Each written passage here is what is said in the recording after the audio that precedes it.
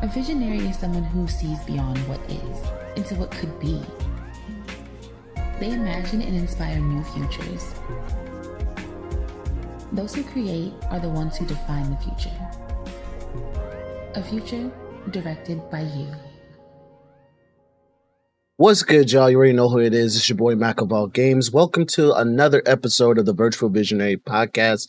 I'm here with my guests today, QueenDreamBadGal and Poison Hippie, or Mel. Now, Mel says she's just a healthcare worker and she wanted me to fill in, but literally she's more than that. She cares a lot about giving back to the people around her and supporting those people by sharing job postings and things that could benefit them on their socials.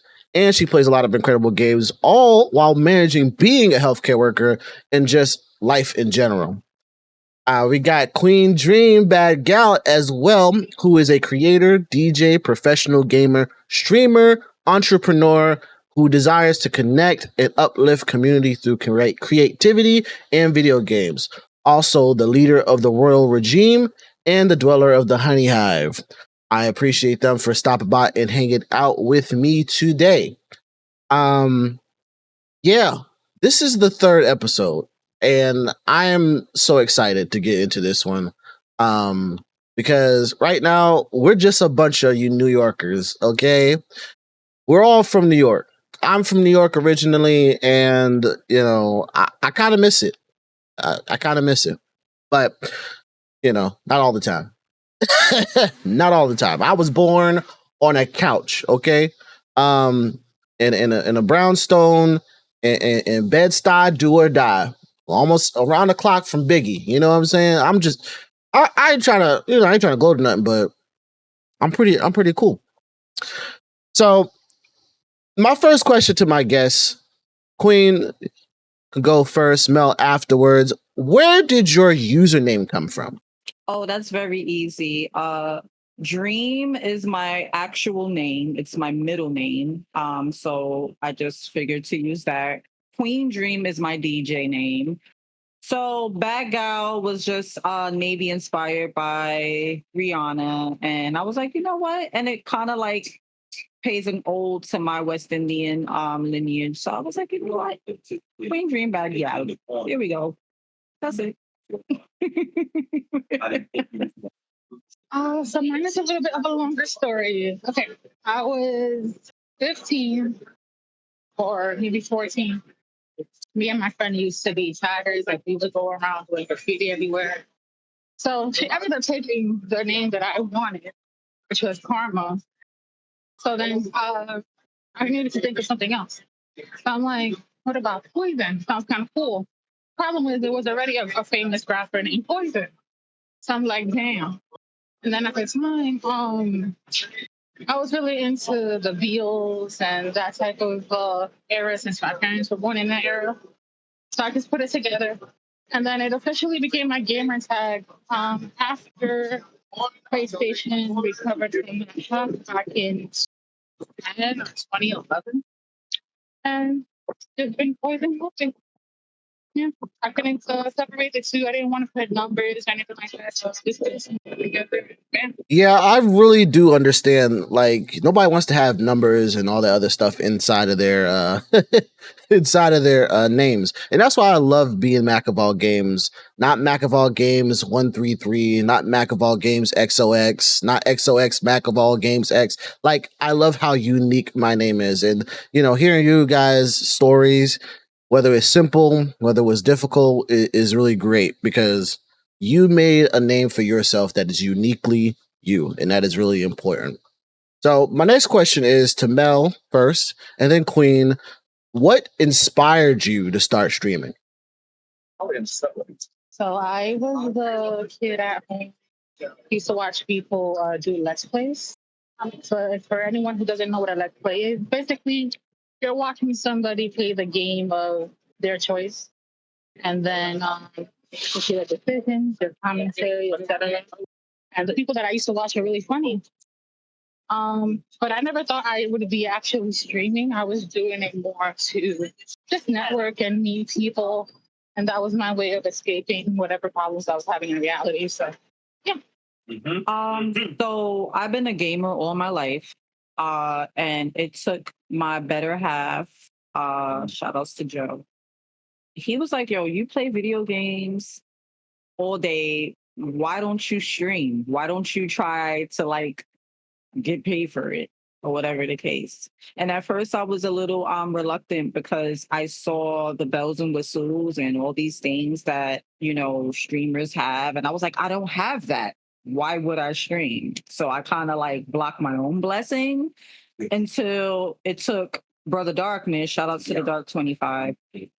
He was like, listen, just start. And all the bells and whistles will come. So like just get it started. This was like at the start of the pandemic. And I know a lot of streamers kind of started their streaming career, so to speak, around that time. A lot of people were getting into podcasting and just creating content and on a remote level. So that's pretty much how I got into streaming. After being a long time gamer, like let's take this up a notch, you know? And that's my story. You know, we always love the small stories. And at the end of the day, one of my favorite things about content creation is the support you get from the people around you to do it. You know, sometimes we don't expect to get into this realm of whatever you want to call it, this industry, but, you know, it's something not only fun to do, but a stress reliever that is positive in a way, you know, some people may say it's not, but it's positive in a way that everybody could do it. Everybody shouldn't do it because not everybody's a great content creator, but these two ladies, Queen Dream and Poison Hippie or Mel, are incredible content creators, and I'm so happy that they shared their stories.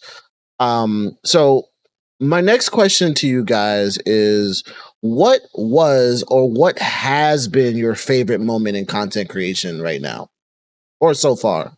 Okay, so there's several moments that are I've lost count, but honestly, the first thing that comes to mind is actually I'm gonna sound cheesy, so sorry everyone that's viewing. Is meeting awesome people, and Mac, you have definitely been one of those people. Like I said, even early on in my streaming career. I'm trying to mute out Joe in the background because 2K stuff. So I don't know if you can hear him. You're right. But right. So yeah, so meeting awesome friends, like-minded folks, definitely has been one of like my highlights in streaming. There's been other moments where there's just been an outpouring of support. So whether I've done like a 24-hour or a subathon, like I've had communities, my community bring me to tears more than once of just the overwhelming support and love. So that's always great too. And the funny moments as well. I love to laugh. Is one of my joys in life is laughter. So if you can make me laugh, you're already like 85% like winning with me. So yeah, just times where I've just been in tears, stomach turning laughing are like the best moments for me in streaming. I'm gonna agree with Queen. Meeting people. I'm not the type to promote or ask people to follow stuff. So the people that actually watch my content, I mean, they're most likely people who work remotely or they work in another. They live in another time zone, so they actually want to watch my content. As far as like, how do I say it? Trying to be marketed to do so. Not that there's anything wrong with that. Of course, you have to market. You have to tell people about what you were about and why should they watch you. The fact that I don't do that and people still want to watch my content is big because I'm not even a very sociable person to begin with. At least in person, I'm not. On the internet, my personality can fluctuate. But yeah, that and also creating memories with people. playing games with my chat, or playing games with some random person, or joining tournaments where we all have that common denominator and we can actually create a friendship from that. Mel, what would you say would be the worst moment of your content creation so far?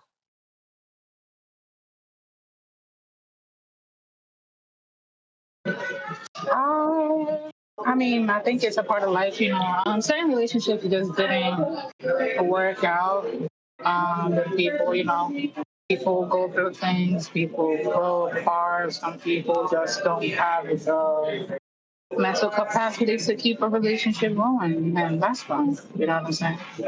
I think that's the worst about it. The worst thing about it. It's not ending up being friends, I guess, you know? Mm-hmm. No, I know a lot about that. I think, and I'm gonna let Queen go next before I start talking about it. But Queen, what would you say has been your worst moment in content creating so far? More, I have two that comes to mind.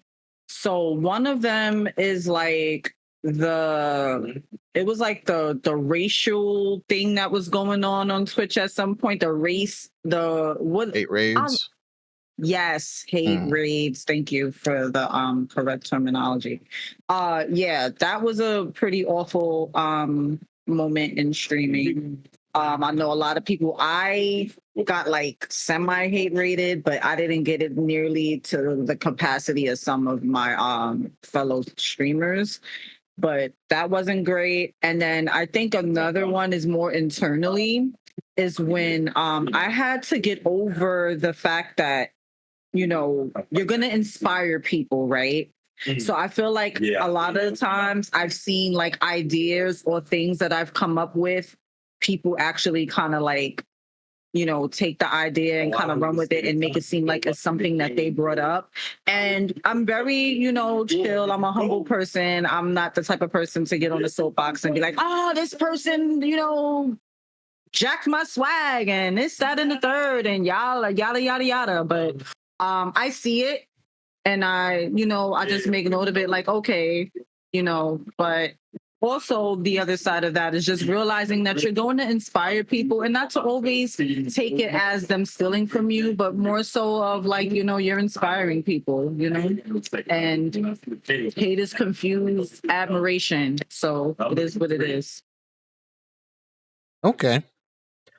So what I was gonna say about like relationship stuff, well, not relationship stuff, but like,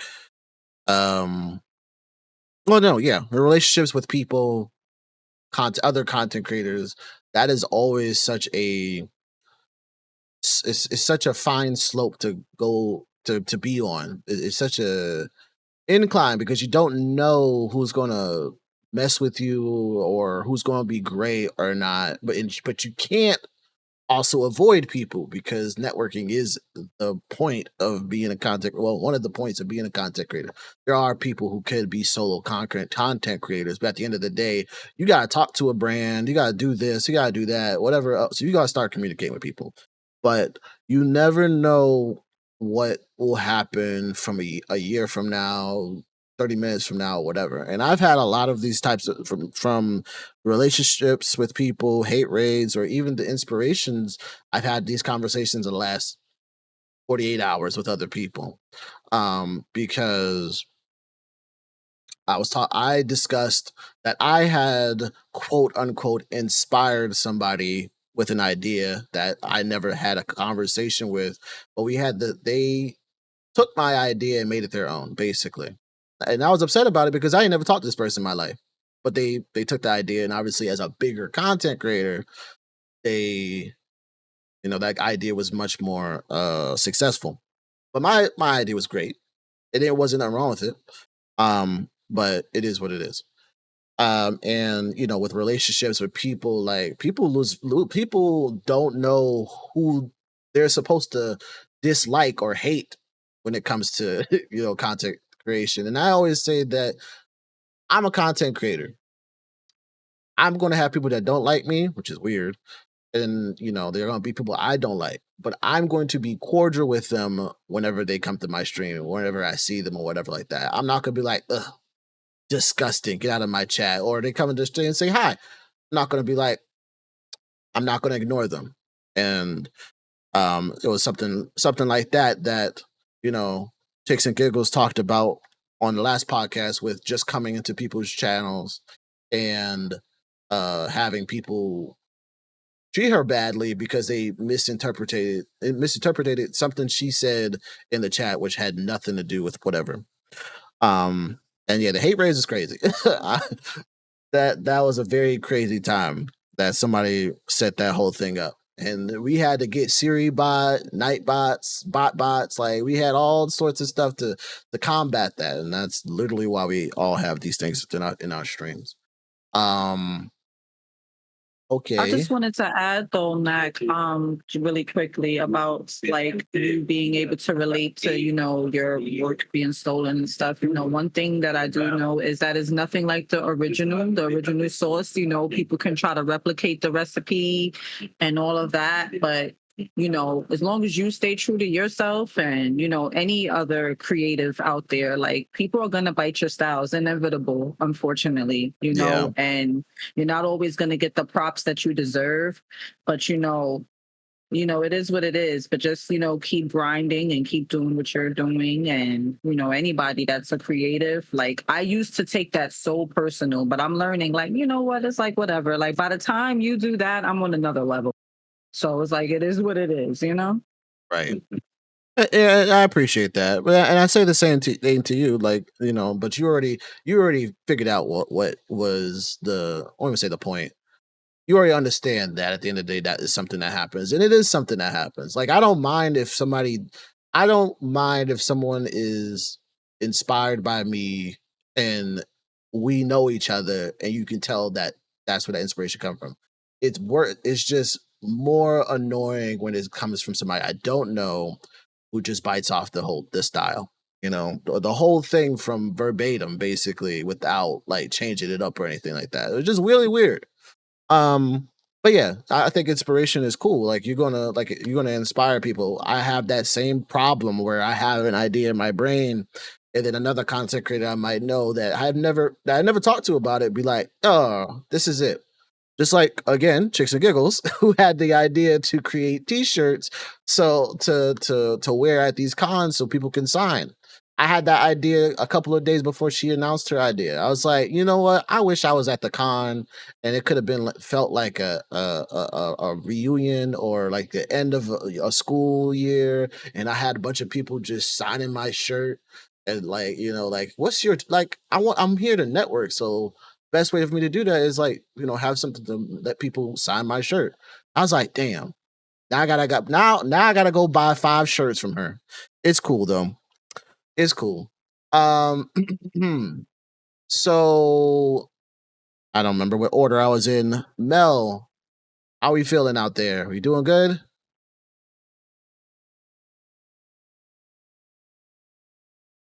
Take your time. Can you hear me? Yes. Check. Oh, I'm sorry, Mac. I know that's not very professional. We're live, man. But everything is good. I agree with you on what you're saying. I think the thing about art is that a lot of it is not really original, quote unquote. Yeah. A lot of artists steal from other artists. So, everybody's trying to put their stuff out there, get recognized. Instead of, don't be mad at people if they take your idea. Just add more sazon, add more flavor to your idea. Or try to find different audiences. You know what I'm saying? There's billions of people in the world, so you're bound to inspire somebody, Yeah. Well, I appreciate your tidbit on that, but I was about to ask you a question. So back to this question I was about to ask you. What would you say is your favorite thing about your community that you've built up so far? I really, really create a judgment-free zone. I'm somebody that knows people from that are working broke as hell. And I know people that are super rich. I don't treat anybody differently. I don't treat people. I don't be free on my stream. They can say whatever they want as long as they're not purposefully hurting someone else or making someone else feel like shit. I don't tolerate that at all. But if you want to be yourself, say whatever you want. We're gonna have a good laugh about it. But my stream is not to be. It's not for minors. It's definitely not for people who want to be serious all the time. You know what I'm saying? Okay. Judgment free zone. Love it. Queen, what about you? What do you love about your community? Or your favorite thing about your community? My favorite thing about my community is they're present. Even when they can't make it when I'm live, so to speak, like it's always communicated to me. Like my core members, like I feel like they come in, it's like home, like they come in and they're like, oh, they're hopping in the Discord. They don't give a damn what I'm streaming. It's like they hop in the Discord and they're like, oh, okay, and whatever like vibe we're on, it just meshes, very supportive, very funny. It's like a family, not to sound like, cheesy or anything, but like it's really like a family, like, that's what I love about it. And yeah, that's it. I mean, there's nothing wrong with that. Again, there's nothing wrong with cheese. Like it's okay to be it's okay to be cheesy, I guess. I mean, I don't want to even call it cheesy. Cheese too, so I love cheese. I would call it cheesy. What are we making? A New York City pizza? Making a pizza right now? I'm just saying, or a cheeseburger. You say what? It ain't easy being cheesy. Oh. That's a fact.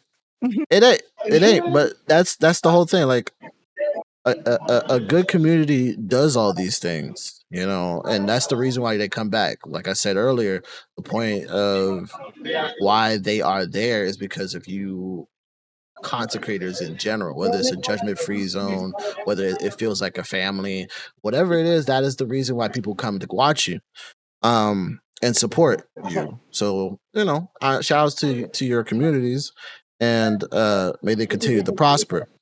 That means donating $100 every 2 minutes. By the way, I'm just saying, just in case they start watching this, $100 every 2 minutes. We gotta be on Cenat, past Cenat level of subscribers. I don't know why that isn't even the thing. Somebody tried to buy $600 worth of gifted subs to this man at once. Anyways, he's at 200,000 subscribers. I mean, anyways, as I said when I posted on my Twitter feed, you asked me a question, yeah. I didn't mean to interrupt you. I just want to know: are you inspired by Kai, or do you see him as like competition? Am I inspired, or do I view Kai Cenat as competition? I think that for anybody in this space, I could view them slightly as both, but more competition in more of an inspirational sense, where I look at you, I see what I could be doing, and I realize that I'm not there yet, but I can be. I just have to work hard enough. I don't follow Kai Cenat. I literally just have. I said this in the other podcast. I don't follow him. Like, I don't have his channel. I have a bunch of people that talk about him around me. And I follow a fan page on Twitter that focus on Kai Cenat. Which is literally just like tidbits of his channels and stuff like that. So I see it. But again, I have other people that follow him specifically verbatim. But I talked about a little bit about the last podcast where we talked about how old we are and seeing these younger generation of individuals creating content and making a lot more of an impact than we are currently doing, and how it can kind of be kind of depressing. But that's not going to stop. That shouldn't stop anybody, because right now, there's a bunch of people. It's like, hey, you shouldn't be streaming right now. Cenat streaming. He gonna take all your views. And it's like, then they weren't there for you in the first place, and you could literally watch. That's the worst. That's the worst advice anybody could say. Yeah. And I'm sorry to interrupt you, Mac. No, it's fine. But like the number one thing that you said that like instantly I was like, aha, yes, that is exactly it. I too do not follow Kai, and it's not because of any shade or anything. That's just not my speed. He kind of caters to like the younger generation, and I'm not trying to act like I'm superior or anything, but it's just not my type of content. Like I can't get into that. Like they're silly, and then there's just like too silly for me. Like even though I love to laugh, I don't like some of that stuff in scenarios is not funny to me, unfortunately. Now, there are younger generations that I do like, and I think they are very entertaining, but like that's not like my kind of stream. Like even someone a little closer to our generation, that's like academics. Like it's not really like my speed, like my kind of thing, But to say that, I say that to say everybody has their lane.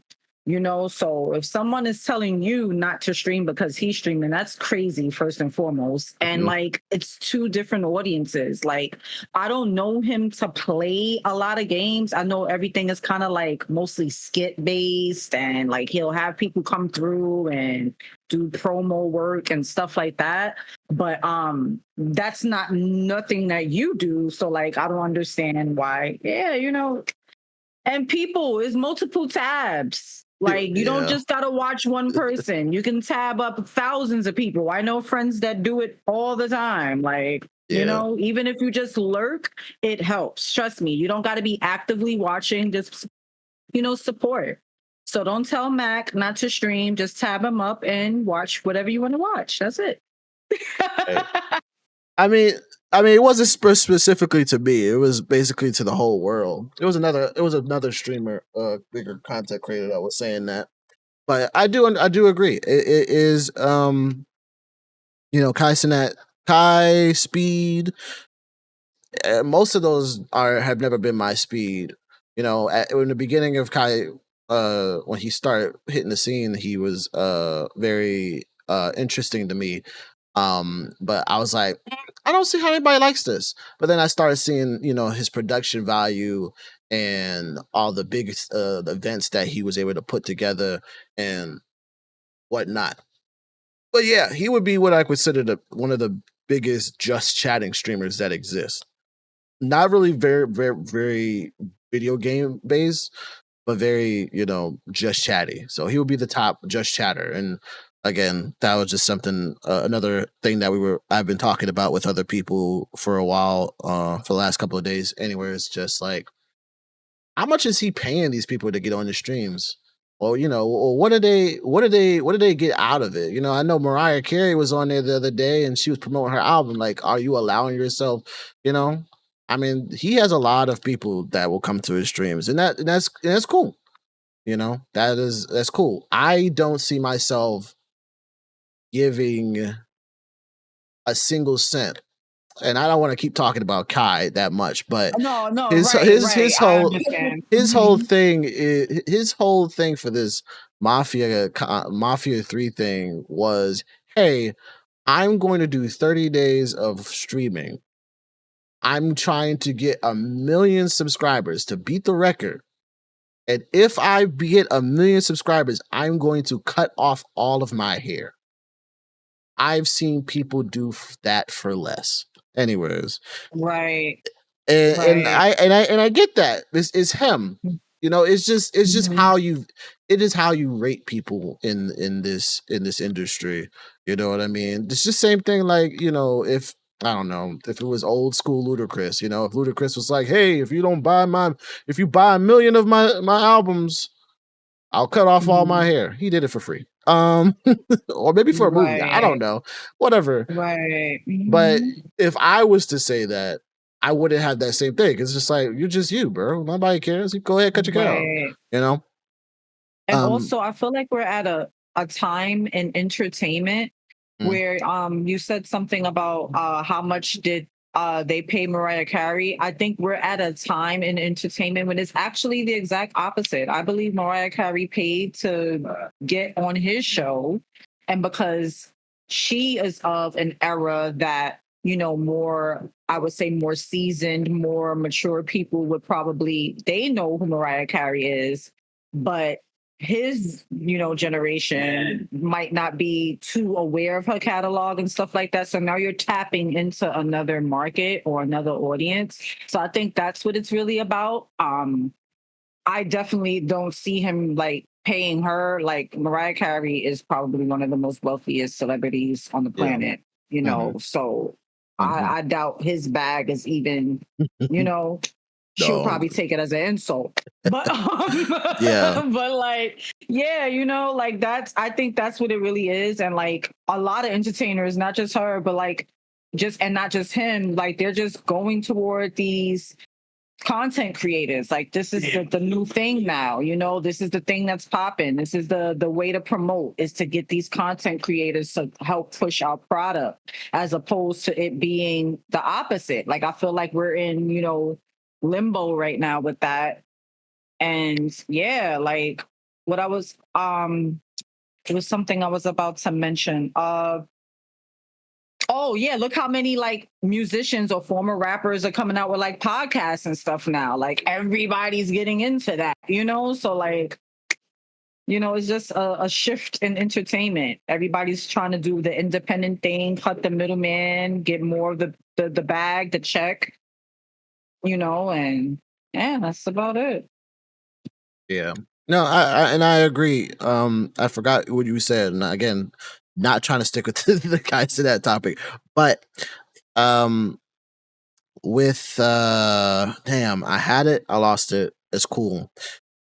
But I kind of agree that they probably she probably did. I think he mentioned some time ago that Kamala was trying to get on his podcast when the presidency candidacy whatchamacallit was around. He was like, "Nah, I'm not doing that. I'm not trying to be involved in that political stuff." Because, you know, like you said, you know, he has a big following compared to like what most television shows would do. And as I told someone the other day, you know, he's more of a live action reality TV show. That is Kai. He's a live action reality TV show. Streamer, based on the fact that he's on Twitch, but that's all it is, you know. 30 days of whatever. Again, this isn't me.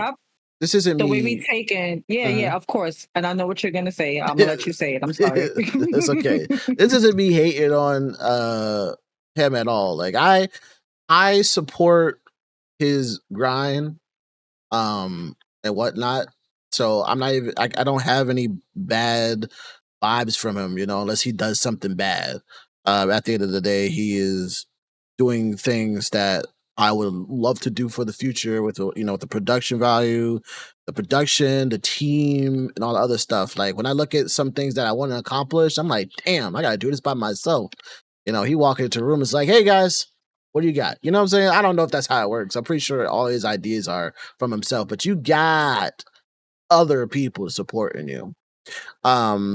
And leading and coming from that, we're not going to talk about Kai that much, but segue into this is one of my other questions that I had for you guys is that, you know, Kai is a single person, a part of a group called AMP, or AMP, you know, and, you know, you have AMP, you have RDC World, and I talked about this a little bit in the podcast last time, I think, where I said that a lot of creators are creating, you know, not a lot of creators, single-based creators are creating these content creation groups. There are a lot of groups. There's another group, I forgot their name right now. I know Cleo Thomas has his group with his family. They're called the Four Controllers. They're pretty awesome. I saw them at DreamCon. It was a really fun vibe. It was a good vibe there. But there's a lot of these creators who are creating the content creator groups. So, Queen, what are your thoughts on these groups? Do you feel like they're essential or not really necessary? That's a great question. I feel like they are essential. I feel like they can be very helpful.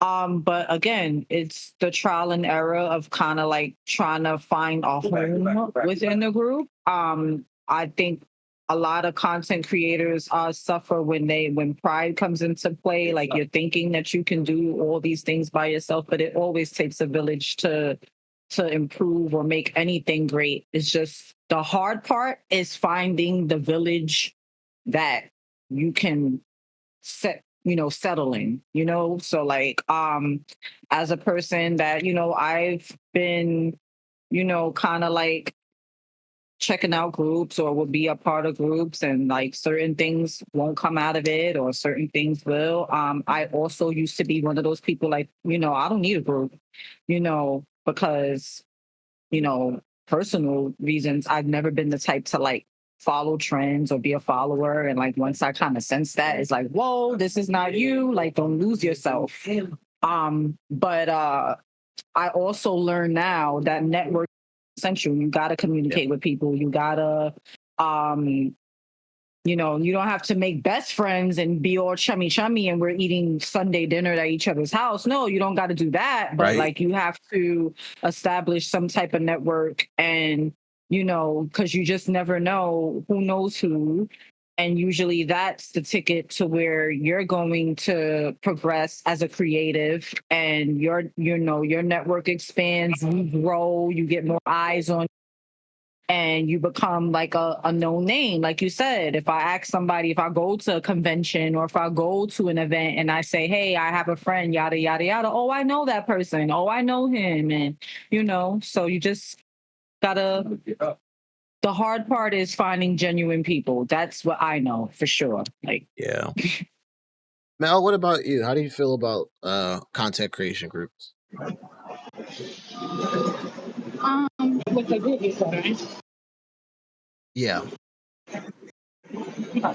Sorry about the questions. All right. It can work realistically if everybody's on the same page, putting in the same amount of work. I'm not gonna lie, I've done projects with people where the person judging would be somebody that's from the industry, whether it's gaming or animation or digital media in general.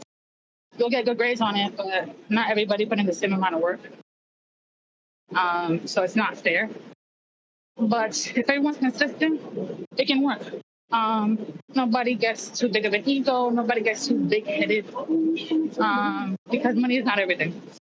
A lot of people ruin connections for money, you know what I'm saying? So as long as everybody's conscious of that and the goal is the same, it can work, for sure. Okay. Yeah, I think I've met several people so far that has had money on their mind, and it's not a bad thing. I think starting out content creation, we all, not want to say we all, a lot of people saw, hey, this person's making a bunch of money just playing video games. I want to do that. And that Do you know why that's bad, Matt? Yes. You know why that's bad? But you go ahead. What is your why? Why do I think that being money conscious, well, not money conscious, but being money hungry as a content creator is bad? I said, no. What is your why? If money is the goal, then what is your why? Because that's how people stop getting inspired. They're expecting to see a quick buck. Yeah. So expecting my why for why money being that, or we would say the original goal. There's nothing wrong with being, the money isn't the problem. It's being only focused on the money. to me, that is the problem, because if you have no love for what you're doing, when that money ain't coming in, you're not going to want to do it no more. So that's my why. You can do anything for that money, but as a content creator starting out, you tend to view the big names, the ones that's making millions of dollars, the ones that got brand deals from several different people and all these other things. And you like, as soon as I start making content, that is what I'm going to be doing. And that's not true. You're going to be have one viewer, if that, and you're going to be streaming to yourself for like, 2-3 hours a day, and that's where you got to start off at. You got to get your content out there first. But yeah, so when people join these groups or create these groups, and they're only focused on that you come in, you bringing in people that really love doing what they're doing, and then you have people that just they just want the money from out of that, and it's really hard when you have those types of people in there. And like Queen said, networking is essential. This whole content creator group thing, I've been a part of several. I'm still a part of several because whether I'm a main member or just somebody that's there, I enjoy making content with people. I love collabing with people. It's one of my favorite parts of my, the content creation game. And it's, something that we talked about before is just that this is my de-stressor.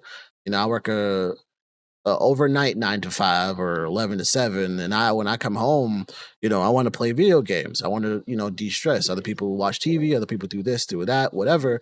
But part of what I love to do is create content, make people laugh, make people scared, because I be playing horror games too, whatever it is, and just share that. So I love collabing with people. And as you both said, the being on that same page and that consistency is important, because again, not everybody is on that same level. Like I said, there's a couple people that I met before that were just money hungry. That's all they were focused on, and they were not successful. And they're like, damn, I really want this money. Why am I not being successful? You ain't got the love of the game. There's no love for the game. Content creation is very, very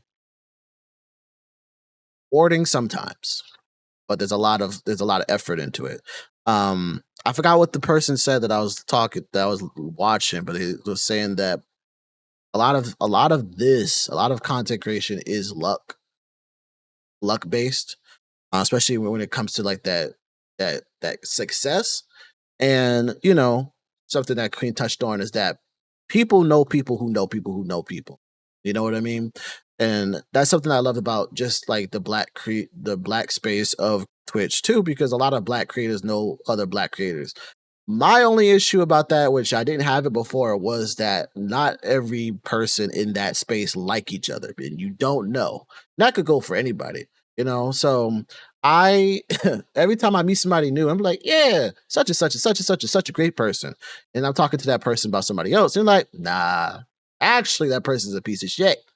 God damn it, I was supposed to say stuff. Anyways, YouTube. See, you don't need people like that in your lives anyway. I mean, just because you have one experience with somebody doesn't mean that the next person is gonna have the same experience. It's not fair. Yeah, and that's why I said being cordial is important. Because you don't know the whole story. There's always two sides to every story, and of course you're gonna ride and die for some of your friends, some of your peoples, whatever it is. Your favorite creators, everybody love Kanye West, and it's like Kanye can never do wrong, and then you're like, and then he says I hate Jews, and you're like, Kanye, so it is how much you love a person and how much you really, you really mess with somebody at the end of the day, in my eyes. But I agree that content creation groups are important. They help you to be consistent. They help you to really focus on, consistency, and just putting your own content out there at the end of the day, because sometimes you may forget. Yeah. moving on. I said moving on to okay. Um, hmm, Mel, what do you think is what makes someone a great content creator? I love when a person is genuinely themselves, no matter what. You're the same person on camera, off camera. You don't try to show off or you treat the janitor or a homeless person the same way I think you treat a video. You know what I'm saying? But yeah, people that are just authentically themselves, who enjoy themselves, who love themselves, and they can display it in public freely without caring about opinions. I love that. That inspires me. Mm-hmm. Okay. I'm sorry for cursing. I don't know if this is PG-13 or. No, it's whatever I want it to be. But YouTube don't like it, you know. But last episode we had a lot of cursing in it, and I forgot to edit it out and whatever. We're just not gonna get monetized on that. It's all right. If you want, you can put a little please, you know. I could, but editing these episodes are a lot. So I'm just gonna let you know now. But I know. It's cool though. It's cool. It's cool. Editing is a lot. Period. Yes. It's a lot. It's work. I see why people get paid to edit. Right. Queen, same question to you. What do you think makes a great content creator? I would have to agree with Mel as far as authenticity. And I feel like what makes a great content creator is them loving what they're doing, being consistent, finding your niche. I'm not sure if I'm saying the word correctly. Niche. Yes, thank you. Finding your niche. Sometimes it takes a while. I'm a testament to that. Like I was, kind of working on branding for a very long time. And then when it finally hit me, it was the most exciting thing in the world to me. Like, oh my gosh, I got a brand. I got something that I'm working with. All right. So to me, yeah, that's what makes a great content creator. Also,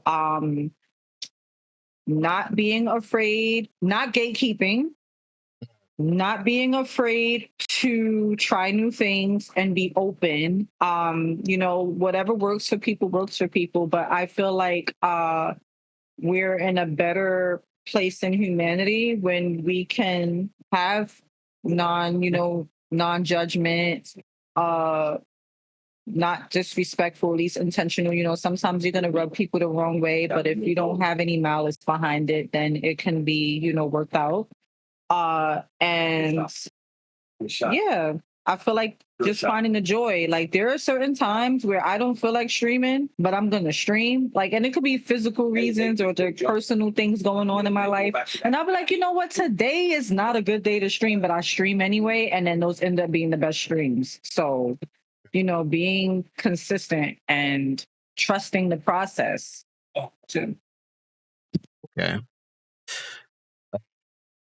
Yeah, I think these are all great points. Going with what you just said last about streaming anyways, I didn't feel like streaming, most of this week. For reals. Because, I work 11 to 7 at night to the morning time. When I stream at 8. So I literally have an hour between when I get off work to when I get home and then I start streaming. But that's just how I do it because it's easier for me to do. But I don't feel like doing that sometimes. And this past week was feeling kind of messed up because my job got busier as, certain groups of individuals started to come back to my place of employment.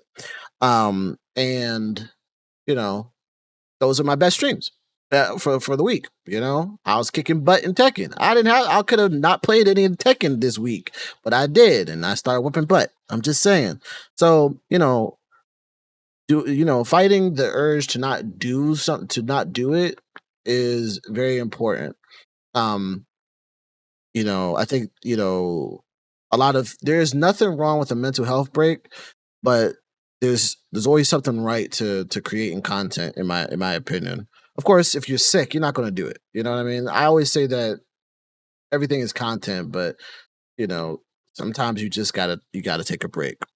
But yeah, being genuine, authentic, being the same person on and off. I would like to say, even for me personally, I would like to say that I'm genuine, authentic, all that good stuff. The only thing that for me being on and off, I'm more shyer in person. And I don't think there's anything wrong with that. I'm be quiet. There is not. There isn't I, anything wrong with that. I like to be quiet. That's all.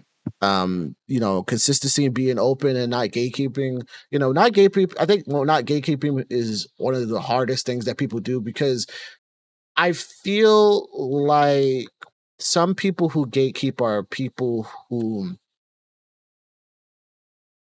they're the type of they're the type of people who want you to feel like you can be as successful as them, but they've reached a point in their life where they can't grow anymore. So the best way to go even further is to have a system in place where they say, "Hey, I can teach you how to reach 500,000 viewers in 10 days if you follow this book, whatever." Did they call it pyramid scheming or something like that? Whatever it is. Um, that's how I feel about people who gatekeep. I don't think it's unnecessary. I think the point of being a content creator is to learn and inspire each other. You're going to have some competition though, but I feel like that's, a version of being inspired. I or jealousy.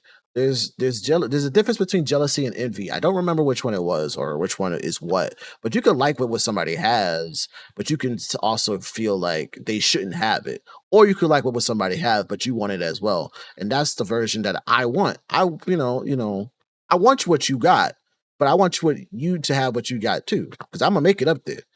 Um, so I feel like that's more of being inspired by a person to grow or to get better or to whatever. There's many people around me, and whether they're in my circle or not, who are gone to great. I try to say great content creators and went to content so fast. That was very weird. Great content creators who are what I would say are in bigger and better positions than I am. But we all fall short in some cases. You know what I'm saying? There's people who are, a lot of people that I probably met in the last year already is getting partner or whatever. People in the last 5 years that I've met in the last 5 years or whatever, I've been streaming for that long, is partner. I've been streaming that same amount of time, haven't reached it yet. So I feel that for many people who may come to uh that's position, is what are they doing? What you could do as well that's not completely ripping off their style. You know what I'm saying? Or what could you be doing differently? Are they streaming at a specific time? Well, maybe you should start streaming at a different time yourself or whatever. I don't know what it is.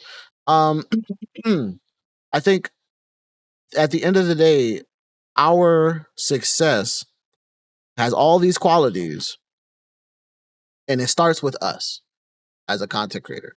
Like I've been saying, you are what brings people in. You know what I mean? Maybe I'm not welcoming enough to my community. Maybe I don't be saying hi enough. Maybe I gotta say what's good. I don't know. I don't know.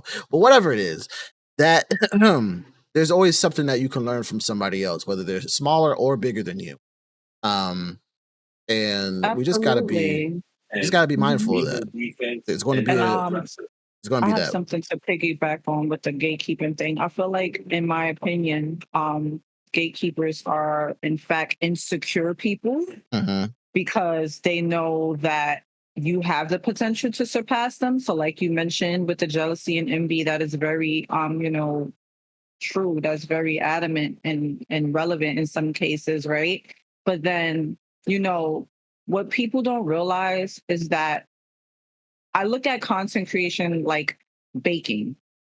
you can give people the same exact recipe or something, and it's gonna come out different. It's not gonna come out the same. You know, no one like you, I can tell you to buy this, buy that, buy this, buy that. It's not gonna come from the same place. Something is gonna change or alter how the outcome is. So like you're gatekeeping for what? Like that, just because even if I follow the exact same formula you did, it's not going to guarantee the same outcome.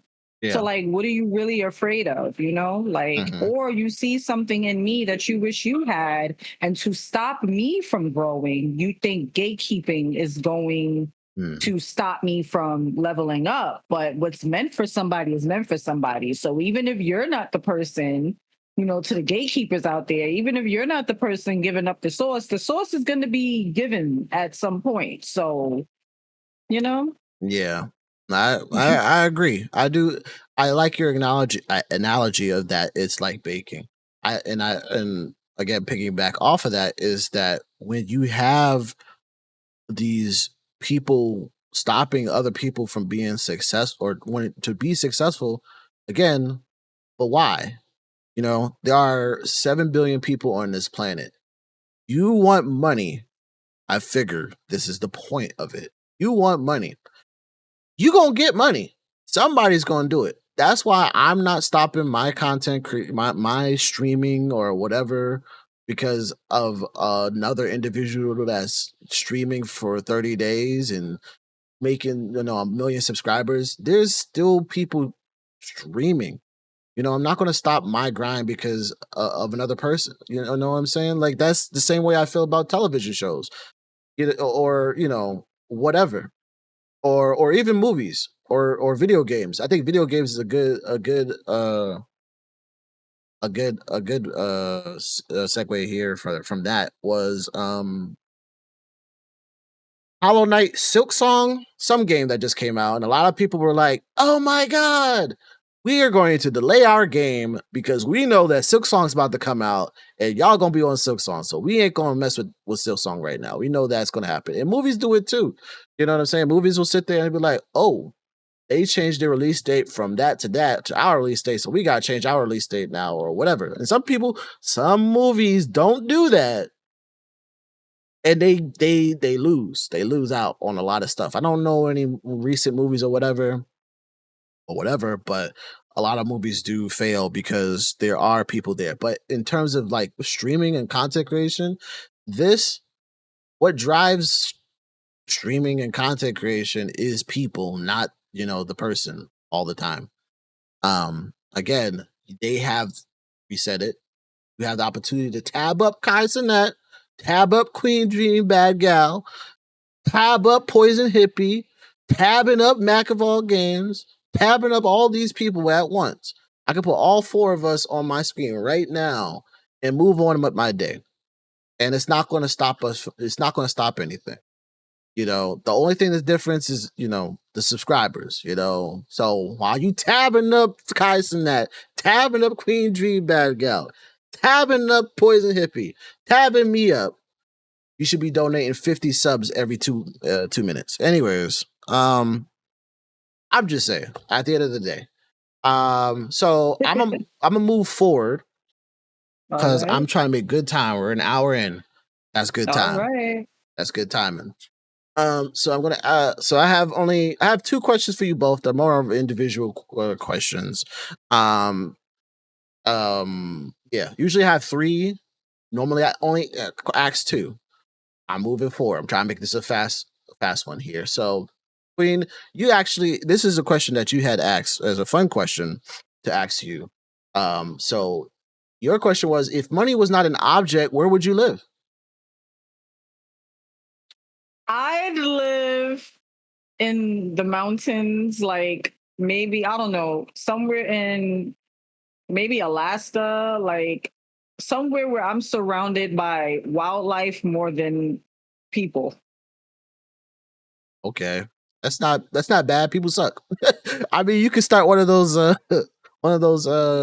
wildlife streams where you can, you don't have to have a farm. And that's the thing, right? Like my internet will probably suck. So it depends. And if money's not an object, I can make it happen to where my internet's not sucking. But yeah, I guess it's because growing up in an urban community all my life, like I want the ultra shift. Like I want to wake up and it's nothing but trees around me or something like that, Yeah. I think my only problem with that is because, as you say, you live in, these urban areas. You just used to words. You just used to people hiding behind stuff in alleyways, peeing all over the place, stuff like that. You go outside, you're like, damn, there's got to be somebody outside in the woods. I can't. I would love. I have to have a mixture of those two things. I have to, a mixture of the little, of the, the woods, and then a mixture of, the urbanish type vibes. Which is why I like the South. I don't want to move to the South because it's the South, and my skin color ain't for that care area. But it's a nice place. If I could, I would be somewhere else too. Mel, your question was for me to you. This is my question because you said just ask me anything. It'll be fun. So my question to you is: where is the worst restaurant in New York City? No names, just an address, so everyone knows not to go there. Dang, I'm not gonna hold you back. I didn't really start going out to restaurants and stuff like that, so I got open. I'm big and all, but those are home cooked meals. You know what I'm saying? You think I'm gonna be out here paying hundreds of dollars for a little ass portion? Do you see how big I am? Hey, look. I'm sorry, Yuzu. It's cool. I mean, I think the worst place you can go to in New York City, like if you're depending on your budget, is like getting a meal from Dollar Tree. And I'm talking about like something frozen processed. I'm not talking about actual ingredients that they sell. Or any type of 7-Eleven food. Out of state, it's a little different. People actually take care of the food and they're more, they care about their jobs and it shows. New York City, I feel like those places, even some of the dollar pieces, if you have $1.25 and that's all you can afford for dinner, fuck it, you do what you gotta do. But I wouldn't necessarily recommend those. Okay, I get that.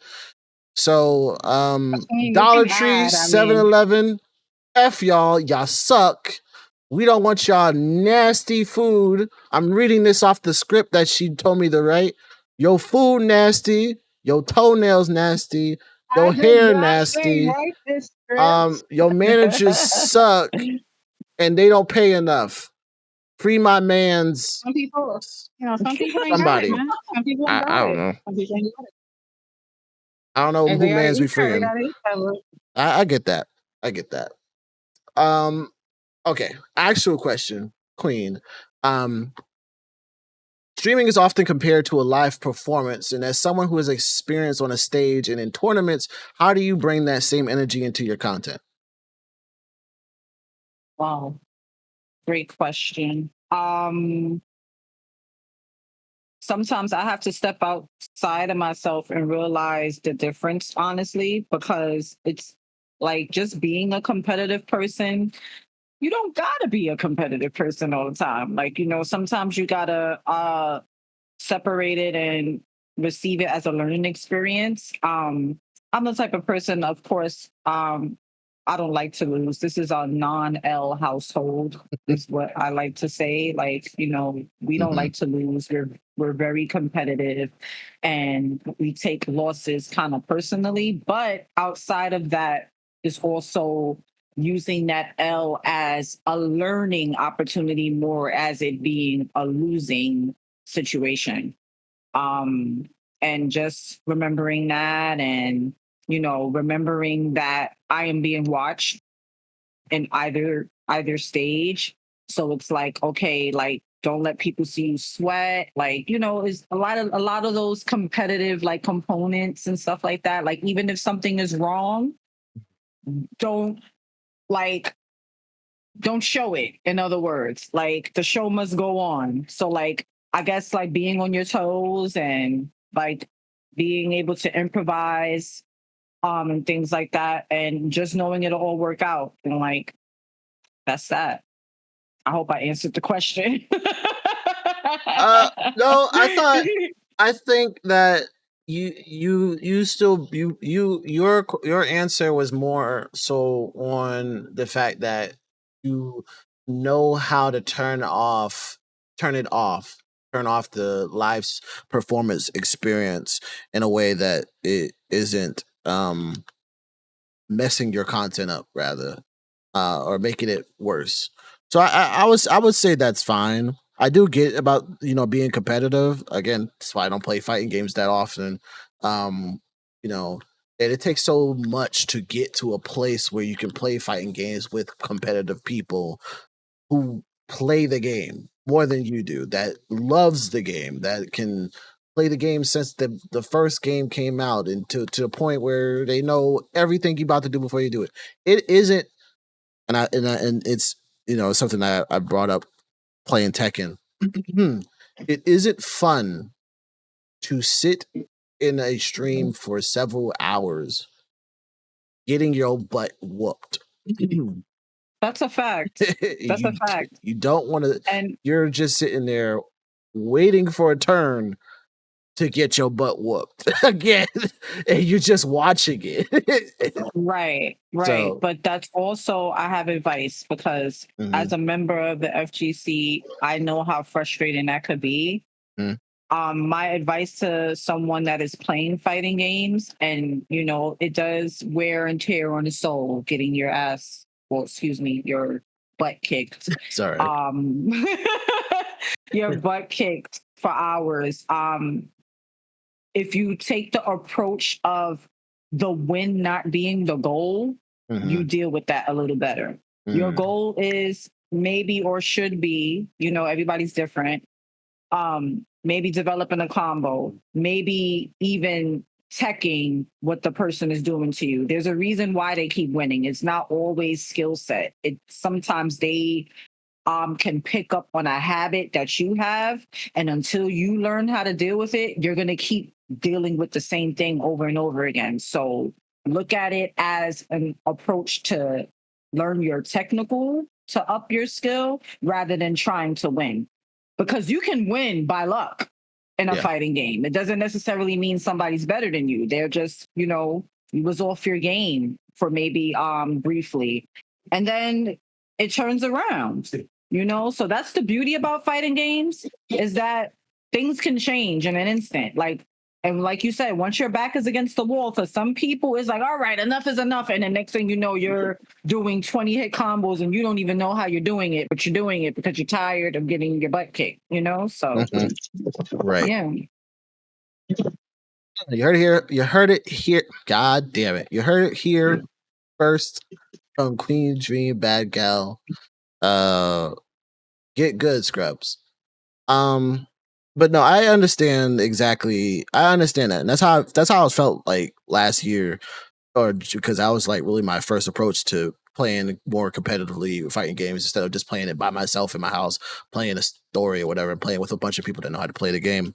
But like I said, this year, last couple of days, I've been more being approaching people defensively, watching what they're doing rather than trying to attack. I still do stupid stuff, but I've been winning more than I've been losing. I'm just saying. I would like to say that, and and when I do lose, I get frustrated, but then, the beauty of replays in video games, I just go back to look at why I got my butt whipped. And most of the time it's just, hey, you didn't block long enough. I'm like, I gotta block longer? Like stuff like that. Mel, you still with us? Your camera has been frozen for about 10 minutes now. Just making sure you good. Uh-oh. Yeah, she's frozen. I'm not into It's the Oh, FGC. The FGC froze her. I gotta go check. I gotta check on her. Let me see. Cause she probably be on the phone. It's not like she's not actually, around. Oh, she's off. Maybe she'll come back on. Oh. Hopefully she'll be back. Sorry, that's amazing. Ah, okay. Welcome back. Thank you. So your question was, yeah, like I said earlier, you don't just create content, you also share opportunities with others. How do you balance being a creator while also acting as a resource hub for your community? I wouldn't say I'm a resource hub.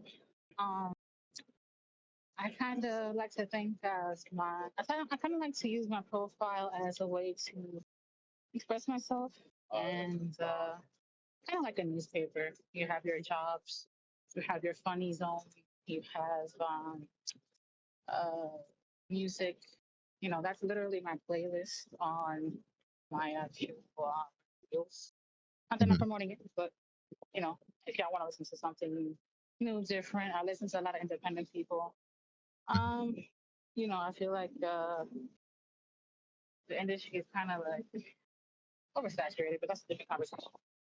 I have a lot of free time, and when I at one of whether I'm working for the medical side or if I'm just a regular person, have a lot of downtime between.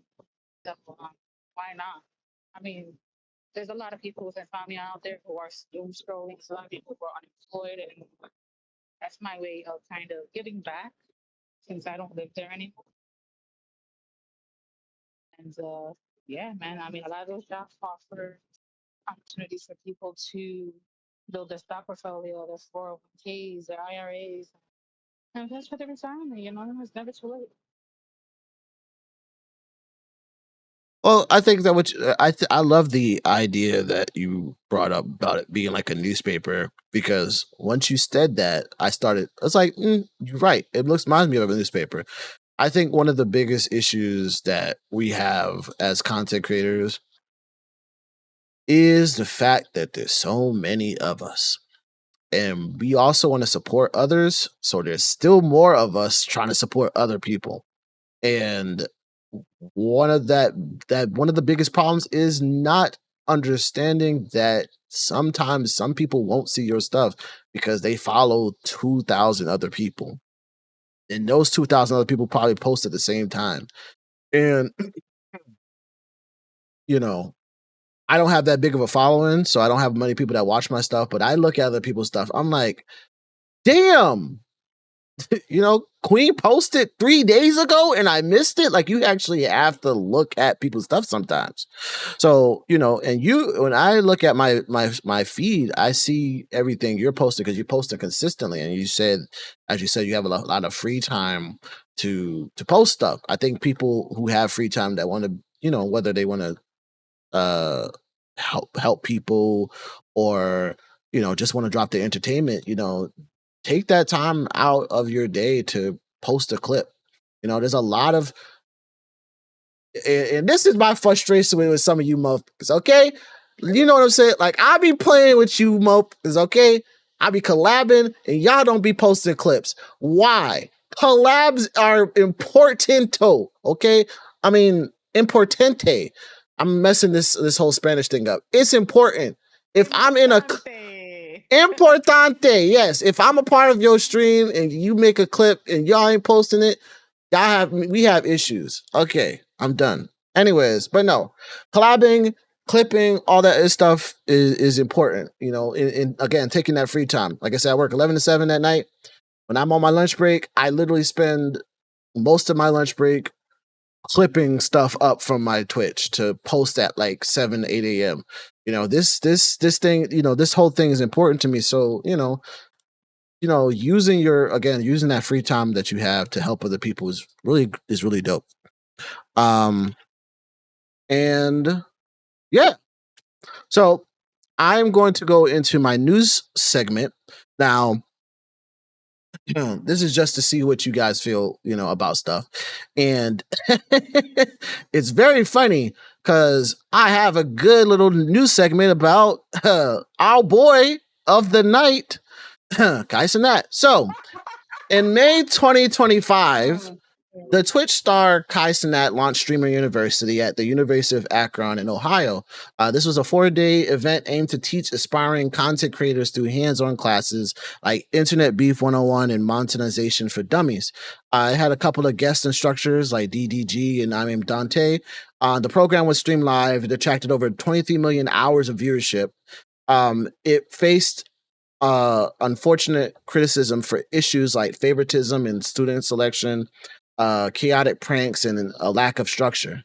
But despite the controversies, many participants found the experience to be transformative. What did or do you think about the experience? And do you think that these types of influencer-led programs should still be continued? Mel, I'm gonna let you go first on that one.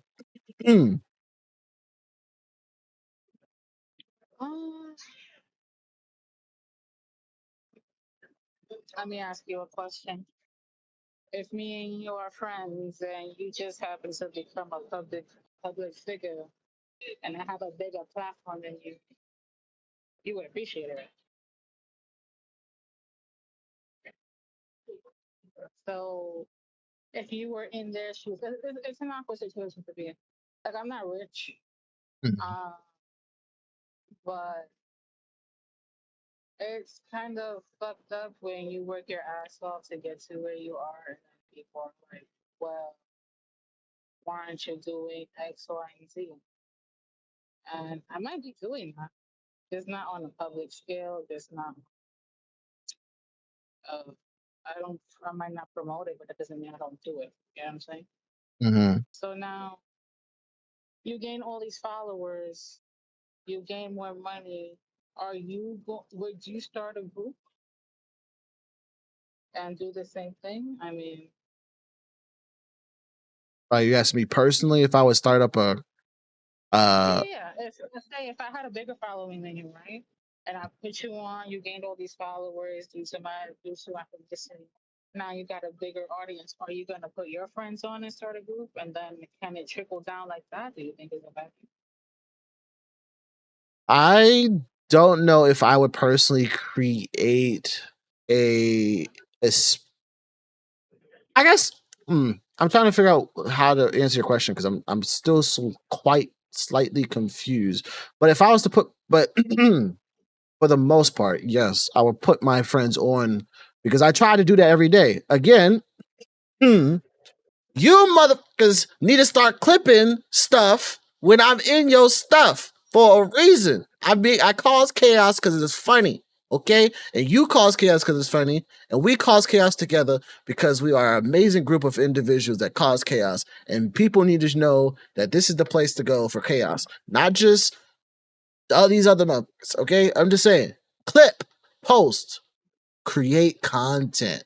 Anyways, yes, I do like I always try to put my friends on, no matter who they, no matter what, how big they are or whatever. If I have an event going on, or if I have people that are interested in certain things, like, we've been talking a little bit about fighting games and stuff like that.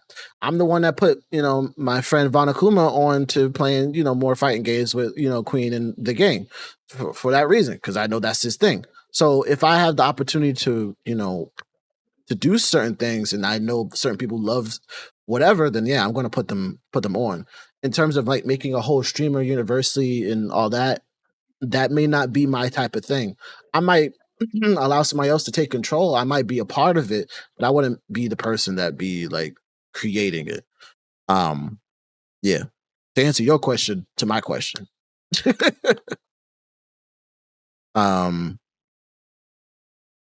Yeah, I don't see anything wrong with it. Queen, what do you think? What did or do you think about that experience, and do you think that these influencer led programs should still continue? All right. So this is gonna be kind of an interesting answer. So I'm a little biased because I'm a former educator. So what appeared to be a streamer university, I didn't watch it or anything like that. So I've only saw like clips and, things, postings here and there about it.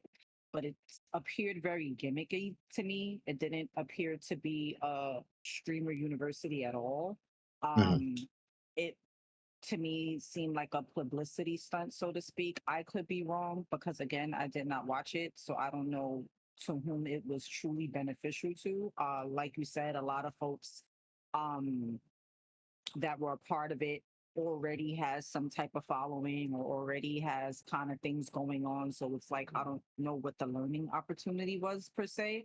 Uh is there anything wrong with it? Maybe it was meant to just be entertainment, and if that's what it was, then it is what it is. But a true streamer university, so to speak, those things kind of happen already, but just not on that scale or on that uh type of platform, I guess, so to speak. So like it Hmm. looked like a lot of money went into that. You're renting out an entire university for people to just come through, and like all types of things is happening and stuff like that. That looks very expensive. One.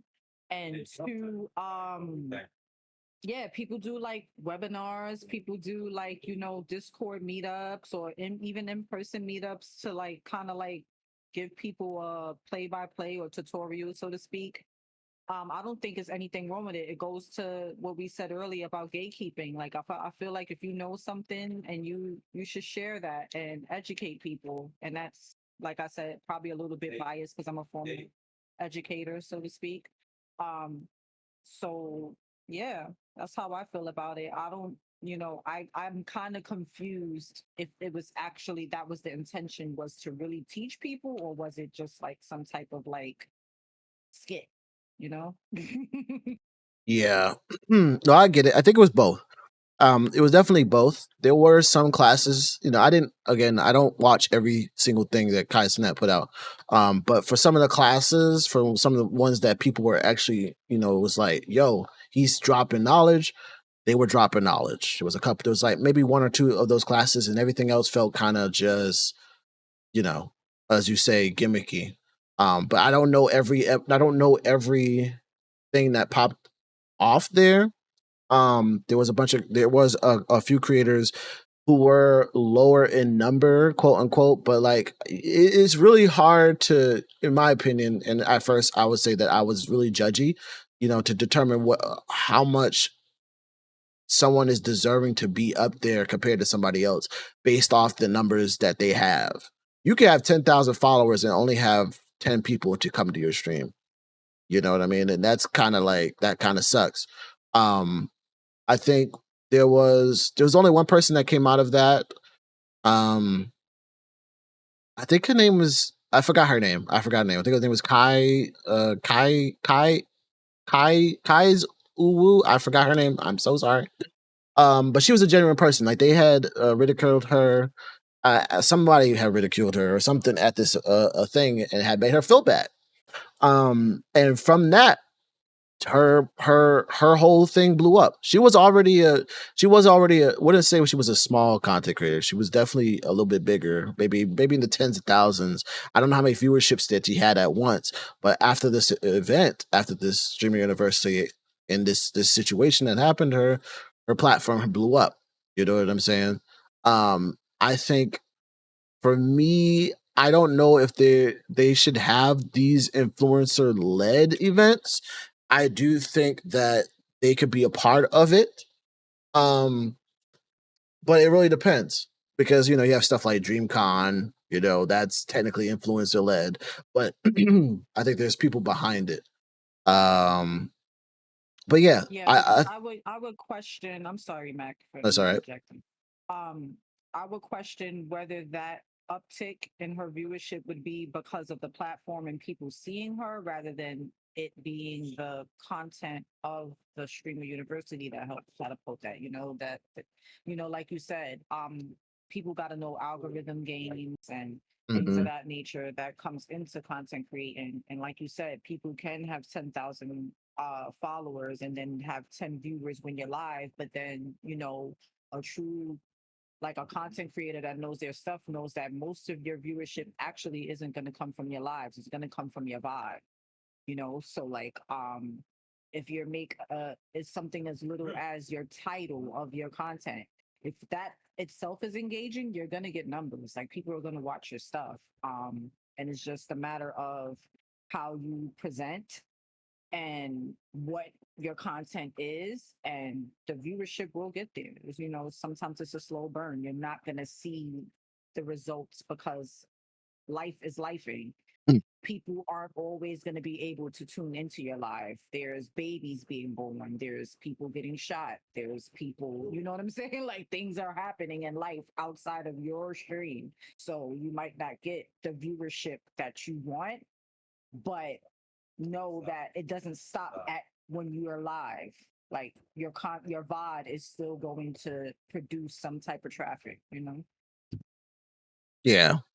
Yeah, it's a luck thing, and what Mel was talking about earlier, or Poison was talking about earlier, about whether I'll put people on, my friends on, if I had the opportunity to. And it's something that I think Mr. Beast does too, because we all look at Mr. Beast, most of the people that actually see his content, like, damn, he giving away $7 million to the person that lasts the longest of leaving their hand on a box or whatever. I don't know these people though. What about the people who don't have any whatever, no content or whatever like that? But that type of thing also is how I feel about having a business that gives back to the community in America. I'm gonna say America, because the community will turn their backs on you at some point in time, and you, for some reason, not all the time, but for some reason, they it might happen. You never know, but that shouldn't stop you from giving back. That's all I would say. This it's the world. The world is always gonna have something bad happen in it. So I would probably, for me, would if I was able to do or make an influencer, if I had a choice to do it, then yeah, I would bring some of my close colleagues, and then people I may look at their content and I don't know, because I can't just say, yeah, I'm just gonna grab everybody I know right now, because I don't know everybody's situation or circumstances. Um, and it's not like we're just sitting there staring at people who may have one viewer all the time either. But support is there. I try to make good time. So now we get into the game segments. You know what that means? I wish if I could have the little sound bite, it'd be like money, money, money, money. Also, I could get messed up on that. Mel, how are you feeling, friend? Be still here? Still vibing? Yeah, I'm sorry. I'm a little quiet, Oh, but that's I'm cool. listening. It's all good. Now you guys start looking. All right. So, as I said before, this is the game segment of the podcast. Um, for a $50 gift card, Visa virtual gift card, aka money, because that is great. Now, this is a show where this money comes from my own pockets. So, that I'm just saying, like, some people got brands and other stuff sponsoring them. We don't have that yet. But trust me, if I You had will. sponsors, You will. It's coming. when I get my sponsors, we're gonna be giving away a lot more moolah here. Until then, you know, it is what it is. So we got a couple of games for you guys today. Of course, if we need a tiebreaker, then I'll go back to the stuff that we have. So for the audience, you love to hear me say it. We got word chain, we got text me that, clue ladder, value check, and how well do you know your content. I described I describe value check as we're going to show you some expensive game items, and then you guys are going to guess how much that item is without going over. If you go over, you don't get the point. But if you stay under, you will get the point. So think of it as the Price is Right, the very beginning auction. For that, I'm gonna give you guys 10 seconds to lock in an answer. So when I say lock it in, that means you're going to say answer, and you're going to say I'm locking that in. If you don't tell me you're locking that in, then I'm just going to it's just not going to be an answer to me. Word chain is a game where you players are given a mashup of phrases from two connected terms, and you got to figure out between the original phrase and this new phrase what that phrase will be. So as I said, most of the time, if I give you Street Fighter, and then it'll be a 3-letter word after fighter, you got to use that last word in Street Fighter to create a new word with the unknown word, which would be jet. So that'll be fighter jet. Text me that. I'm just giving you guys emojis. And you just gotta figure out what the game character is. That's pretty simple. I wish I could, if I could say the emojis out loud, it would make it so easy, and I hate it. But it's whatever. Anyways, and then there's Clue Ladder. We have two versions of Clue Ladder. There's the characters and the game version, where you have to guess the character or the game. I'll give you 3 clues. If you can figure out on the first clue, you get more points. If you figure out on the last clue, you get less points. And then there's how well do you know your content. I think those are 5 questions. And you just got to figure out, 1, 2, 5. You just got to figure out what your content is. I'm going to spin the wheel to see what we're playing first, but if somebody's in the lead after the second game, that person automatically wins. That way we're not just trudging along trying to do all these games. But I promise you, I want to do every game. I just can't. I can't. I've been doing that for the last 2 episodes. I'm like, yeah, let's do this one. No, I'm gonna calculate the points every game so that we can figure it out. So you can make this fast. All right, so I'm gonna share my screen, Mel. So I don't know how it's gonna look on your screen, but I'm gonna try my best. They are pictures, not videos. Just to let you know, so that way you can look at your screen. All right, so I'm spinning the wheel right now. I will let you know. I said this on the last podcast. The game, before I say that, the game you guys are playing right now is Clue Ladder. I love Clue Ladder. It's gonna be fun. It's gonna be amazing. And then we're gonna get back into how to play that again. I said this before, and I totally forgot what it was. God damn it, I messed myself up. Don't even matter. All right, so we're going straight to the Clue Ladder. Share my screen right now. So one of my biggest issues is that around this point of my stream, I lose all visuals for all my cameras when I'm recording. I don't know why. So I'm going to try to lower the stream quality to about 15 FPS and 720. Now, it may look like crap, but I promise you, it's just a picture. So it's not that important. All right, so again, Clue Ladder. You guys will have 20 seconds to lock in your answers. You will take turns on each set of clues. After I finish reading the first clue or reading the clue, I will start the 20 seconds and then you guys could answer. Again, locking in your answers is important. Your only hint is on the screen. You cannot call for help. If you do that, you're cheating. So Mel, don't be walking to no strangers on the street asking for help, friend. I'm gonna need you not to do that today. When have I ever done that, man? Hey, look, I'm just saying. I don't know. I'm just making sure y'all ain't cheating out here. All right. So, I forgot who I asked the question first. I think Mel, I asked you that last question. So, Queen, you'll be first on the Clue Ladder. Do you guys understand how the game is played? Yes. No, if you can please explain. I'm sorry. All right. So I'm going to give you 3 clues. And if you figure out who the character is on the first clue, you get more points. All right.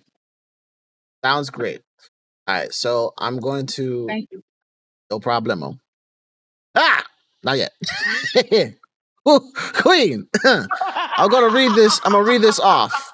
So you have 20 seconds. I knew that was gonna happen. Wait, I said 20 seconds. Yes. Yes, you have 20 seconds after I finished reading off the first clue. All right, Queen, your first clue is the original name for this character was Lily, but it was changed by the creator after his daughter. Your 20 seconds start now. Last of Us, I'm locking that in. As a character? Oh, I'm sorry, Ellie. Ellie, I am locking that in. All right. That is correct. The answer was Ellie from The Last of Us. Goddamn. I didn't think anybody was going to get that. I really didn't. I thought that was a hard question, but hey, whatever. What do I know? The other answers was compared to the likeness of the protagonist from developers Quantum Dream, and the heroine of Last of Us Part 2. Mel, are you ready for your clue on the clue ladder? Yes. All right. I'll do my best. Okay, I believe in you. It was created by Insomniac Games after Spyro the Dragon. 20 seconds starting now. Crash. You gotta lock your answer Crash in. Bandicoot. You locking that in? 10 seconds. Yeah. I'm looking at it. All right. So Crash Bandicoot is wrong. So it's okay.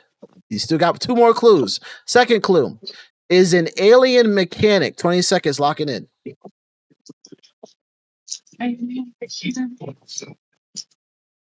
it Ratchet and Clank? The 2 people, but Oh, sorry. It's 5 seconds. Is it one name? Your 20 seconds is over, but you still got 1 more clue. I got you. 20 seconds. Hero of the Ratchet and Clank series. Ratchet. Locking that in? Yeah.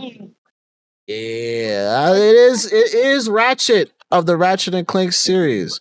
Now you said Ratchet and Clank. I don't take 2 people. I'm sorry. That's a duo. Okay. It's cool. It's cool. I don't want to give it to you to be cheating. You know what I'm saying? I don't cheat around here. I try my best. No, dude, I'm literally walking and trying to use my brain. I know. You go have to stand still for half a second. Sorry, 20. You gotta stand still for a minute or 20 seconds, depending how good you get it. Okay. All right, Queen. This is your question. Damn, hold up. Let me put you up here. All right, here I go. All right, so your question, your clue on the clue ladder is his middle name is Periwinkle. You have 20 seconds.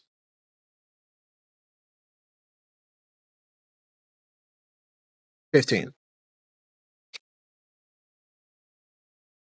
10 seconds. I have no clue. You said let that clock run out? Okay. Let the clock run. All right. Your second clue on the clue ladder, Queen, is created soldiers using the Evolvo Ray. 20 seconds starting now. I have no clue. He said let the time run out. You might be able to get it. 5 seconds. Okay, second is over. Your last clue, Queen, is the antagonist of Crash Bandicoot. 20 seconds, start now. Neocortex, locking it in. That is the answer. It is Dr. Neo Periwinkle Cortex. That was good. All right, we got some good competition here. I love to see it. All right, Mel, you ready for your first clue on the clue ladder? All right, let's go. Alrighty. Their real name is Marcus, but his followers doesn't call him that. 20 seconds starting now. You guessing the name of the game, right? This is just a character. Oh, Marcus from Watch Dogs 2. You locking that in? Yeah. That is incorrect. But you got 2 more chances. Here's your second clue.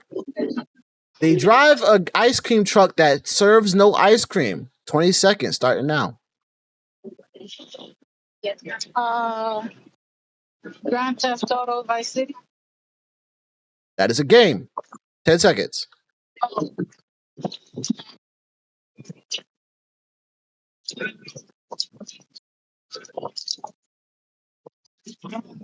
Zero seconds.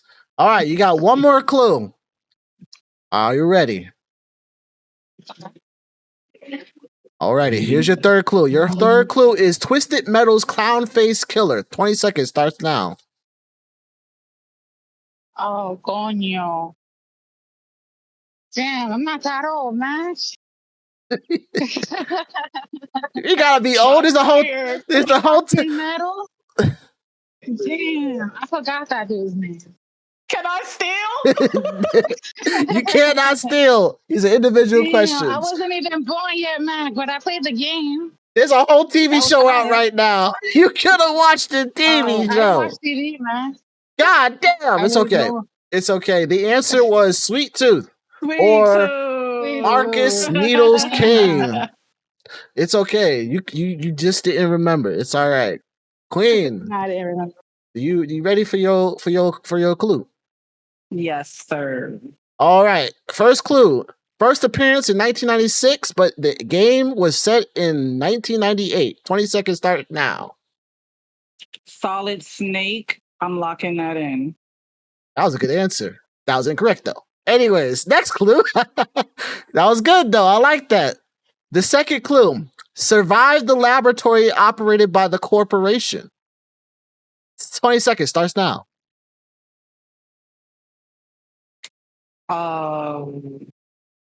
Survive the laboratory. I have no idea.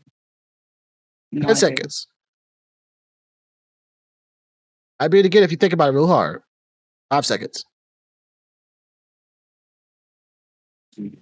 0 seconds. Your last clue is partner of Barry Borton in the OG Resident Evil game. Oh my God. 20 seconds starts now. Chris Redfield? That's your locking that in. Wait. That was locked in. That was incorrect. It was, in fact, Jill Valentine.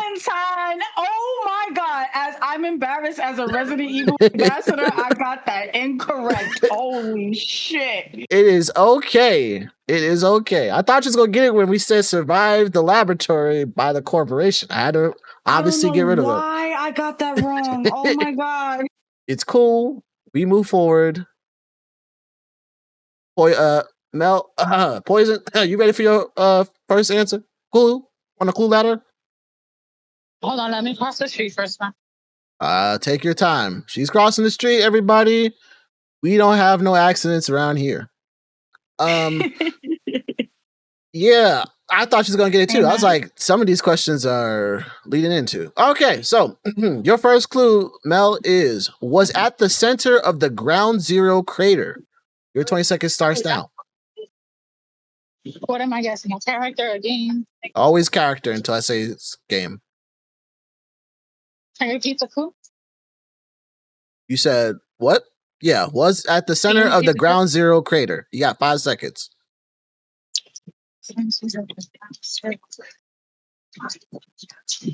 Your seconds you're over. Your seconds are over. Gone. Disappeared. Okay. I don't know what else to say it. All right, clue number 2. Develop the ability to control electricity. You have 20 seconds. Cole from Infamous. That locking it in?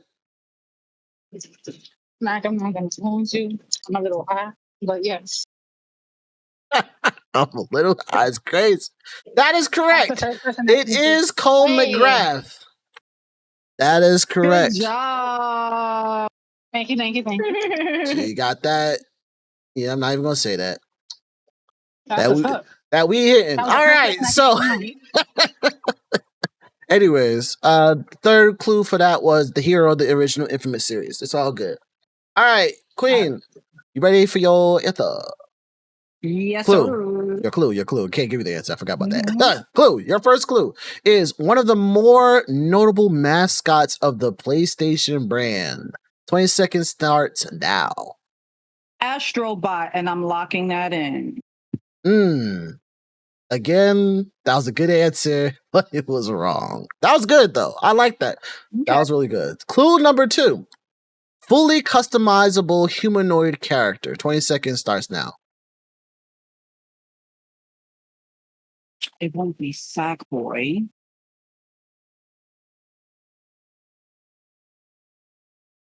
Oh, Lord. 8 seconds. Nothing's coming to mind. 2 seconds. Mm-mm. Next clue may hurt your soul. Main protagonist is Little Big Planet. 20 seconds starts now. Sackboy, and I'm locking it in. Oh, my God. That is correct. It is, in fact, Sackboy. I'm so sad. Like, you literally said, it can't be Sackboy, but that's who it was. Oh, the only other person I could think of. Really? It's cool. It happens. We here. It's all right. It happens. Poison, we crossing streets still, or are we good? She answered me. We're going to think that she got hit by a car. All right. Send pieces. No car accident. Mel, please come back. Return to us. Yeah. How? All right. The book is just writing itself. I just want to say that. Wait, what's up? You good? You ready for your question? Yeah. Yeah. Okay, cool. You wasn't answering me. I thought you got hit by a car. All right, so All right. I got to start yelling it. I'm gonna be very loud this time. All right. Your first clue is they live in the fictional kingdom of Gallowmere. You have 20 seconds. Holy crap! When I said on the I don't know. I need that second clue. And my second song. He said you need a second clue. All right. Exactly. The 3 seconds. All right. So second clue. Your second clue is they were killed by the first arrow fired in battle. 20 seconds starting now.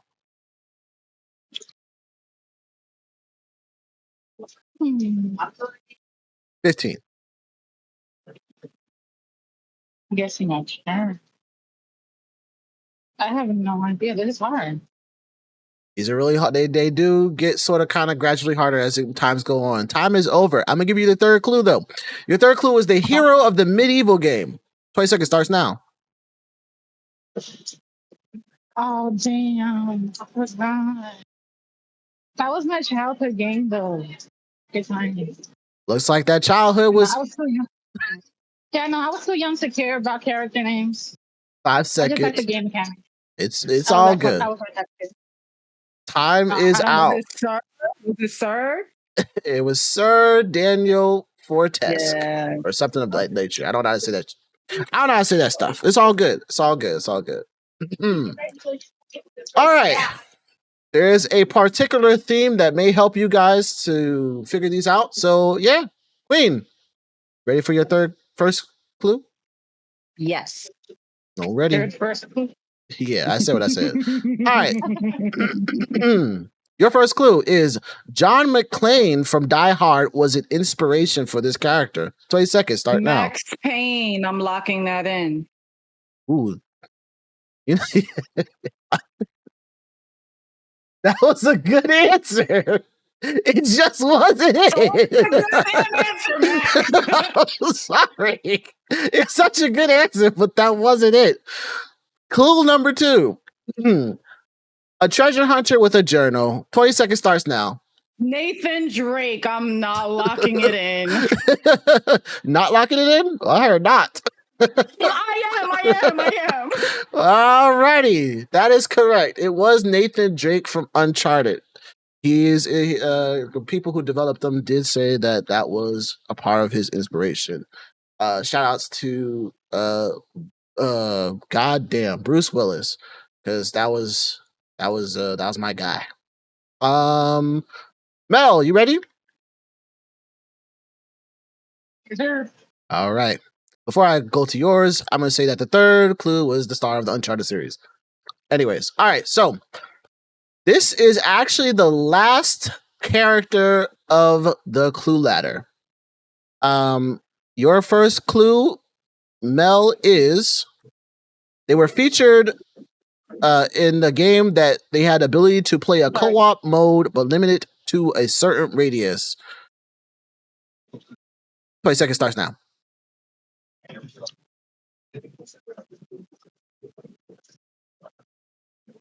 15. 10.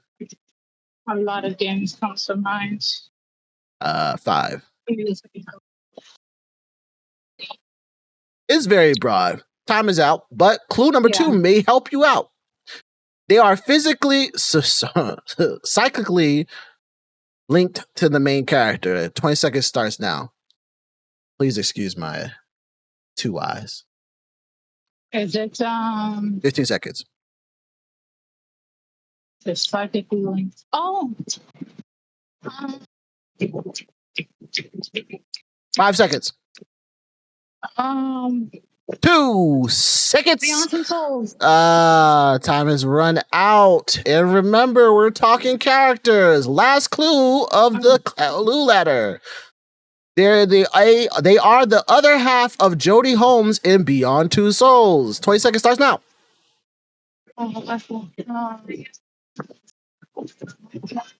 His name. You got 10 seconds. I can cheat for you if you want me to. 5 seconds. Time is out. The other half of Jodie Holmes was Aiden. Character name was Aiden. It's all good. It's all good. Because we are moving into the game portion of the clue ladder. So this time you guys have to guess the game, not the character. Queen, you are first. Would you like to know what your first clue is? Yes. Your first clue is a game where morality shapes your powers. 20 seconds starts now. Control. Lock that in. Yeah, that's not the answer. I'm sorry. You better not say it's a good answer. That's not the answer. I'm sorry. All right. Second clue.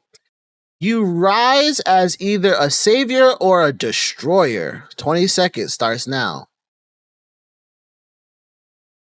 I have no clue what the hell this is. 15 seconds. Fallout.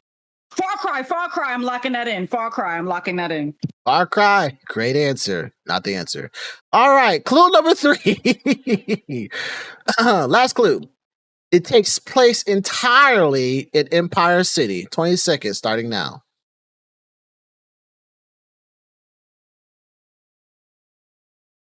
What the hell? 14 seconds. 10 seconds. I have no clue. 5 Fallout. seconds. Fallout. I'm locking it in. You locked in Fallout. That is incorrect. The answer was, drum roll please, editing that in there later. No, I'm not. Infamous. The answer was Infamous. I never really played that game, so yeah. It is A-okay. It was a good game. Okay. Poison, are you ready? She's crossing the street again. Maybe. Sorry, I'm here. I'm here. All right. Your first clue to the clue letter is a dark fantasy adventure where silence is as important as combat. 20 seconds starts now. Oh. A dark fantasy adventure. 10 seconds. Resident Evil. You said what now? Resident Evil. You did lock that in, but that is also incorrect. Clue number 2. You ride across vast empty landscapes. 20 seconds starts now. Hmm.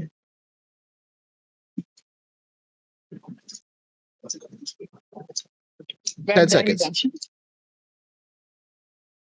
You locking that in?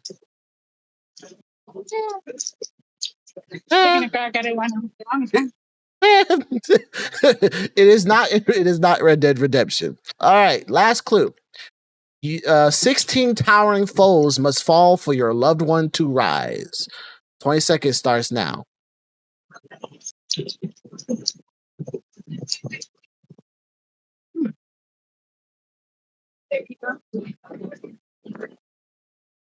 I have no idea. I don't think I played this game.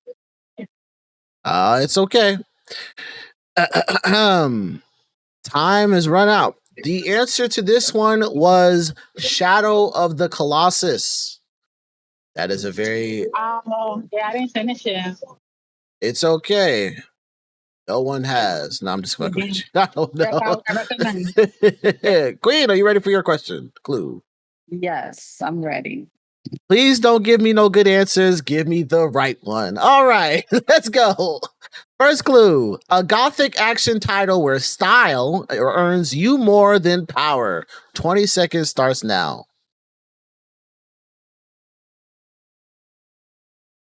15. Devil May Cry, locking that in. Yeah. Is a good answer. But there are multiple Devil May Cries, and you just said one. So that is incorrect. Second clue. 20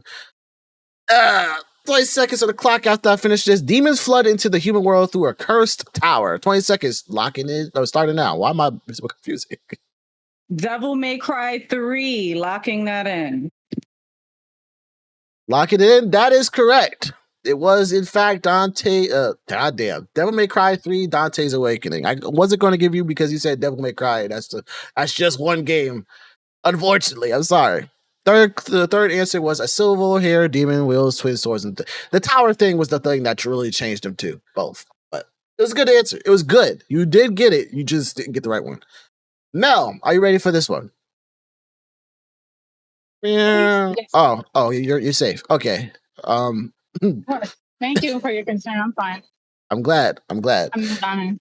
20 seconds after I finish this one.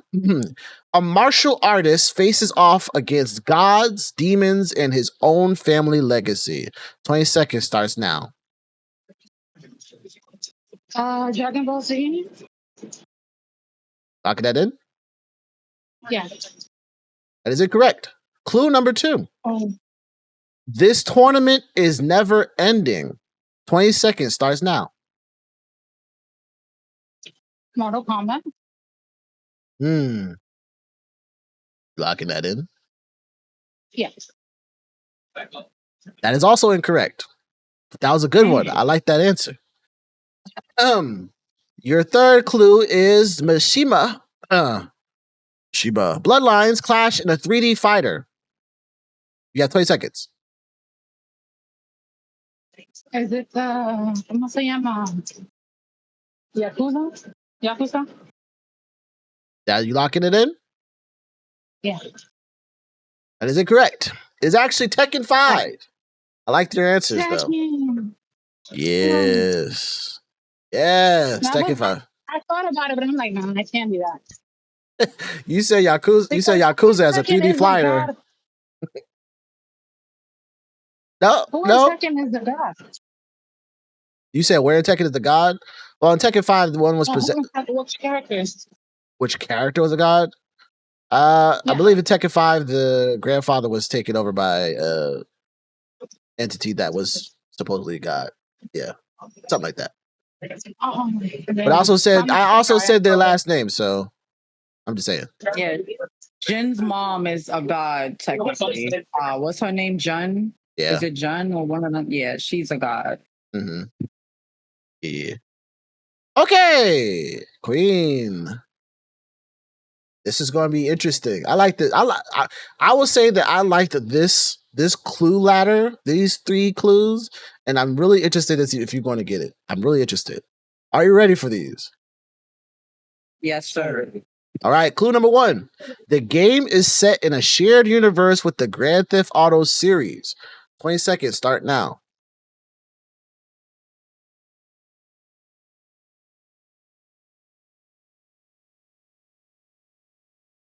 GTA Online, locking 10 it seconds. in. That is incorrect. Good answer though, but I would still consider that the same game because it's the same game, but still good. Clue number 2. You're hunted for sport by masked killers. 20 seconds, start now. Manhunt, locking that in. It is Manhunt. It is in fact Manhunt. Manhunt is actually a part of the GTA universe. It is supposed to be after 3, so before all the other stuff. Really interesting. Whole different city. Crazy work. Whoa, Mel. You ready? We are 3 more questions, so 3 more questions. So this is the third to last. Goddamn words. All right. First clue for you is originally released on PlayStation 2. It is the 3rd game in its series, even though it's numbered 2 as a sequel. 20 seconds starts now.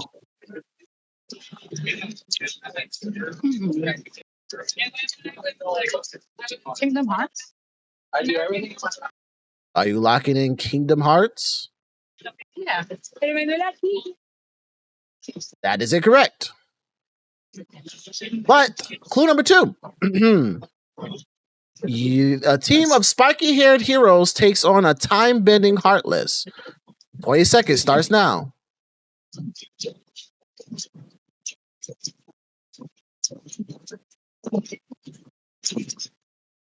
You have 10 seconds. Because Heartless still makes me think of Kingdom Hearts. They do. 3rd clue. Sora and Donald and Goofy's Big Adventure. 20 seconds starts now. What? I know what you're thinking. 10 seconds. I don't remember. Time is out. The answer was Kingdom Hearts 2. You gave me Kingdom Hearts, not the second one. It's okay. I had to give you the number. Yes. Dang. Yes, you did. I'm sorry. It's okay. We learned our lesson. All right. Clue for Queen. Are you ready for your clue, Queen? All right. Your first clue is a fantasy RPG about rebuilding a world after a catastrophe. 20 seconds starts now. Fallout 4, locking it in. I like your answer. I like your cut. Just ain't it. All right, next one. Clue number 2 features a magical stone called the Atalamelia. I can't say that. By the Fairy King Simba. 20 seconds starts now. Elden Ring, locking it in. That's good. That just wasn't it. But last clue. Ton and his friends restore villages piece by piece. 20 seconds starts now. I know this is a game I never 15. played before. The main character's name sounds familiar. 5 seconds. Kendra something spirits, locking it in. I can't even say the name. It wasn't it, but hey, that was good. That was good. That was Dark Cloud, an oldie but a goodie. Never played it. Oldie but a goodie. All right, Mel. Last question on the clue ladder. Are you ready? Yeah. All right. She's gone. Mel, are you ready? You with us? Okay. She's not with us. I'm here.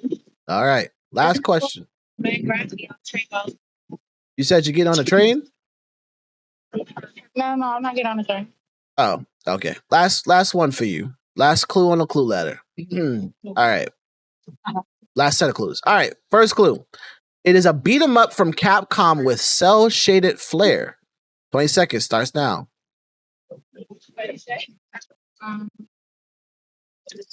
Is it a Marvel versus Capcom? Locking that in. Yeah, let me try.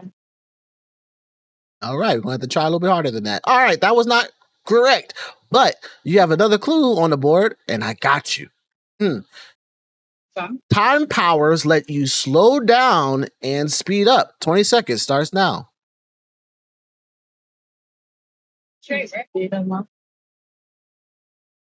Say what now? No, I think it's in myself. I'm sorry. 10 seconds. It's not Prince of Persia. Stand the time. Time has run out. You got one more. You got a third clue, friend. It's all good. Remember, locking it in is important. Your third clue is a wannabe hero literally named after his movie role. 20 seconds starts now.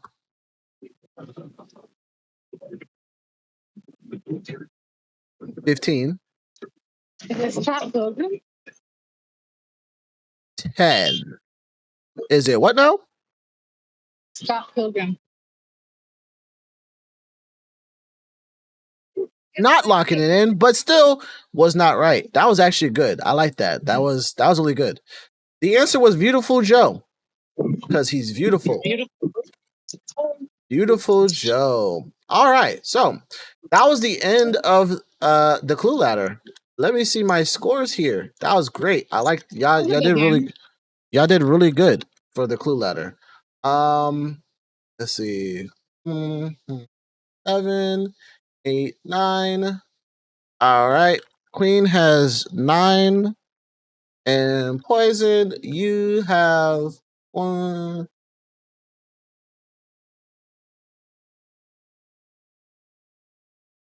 2. That was good. All right. I'm doing bad at it. Hey, it's okay.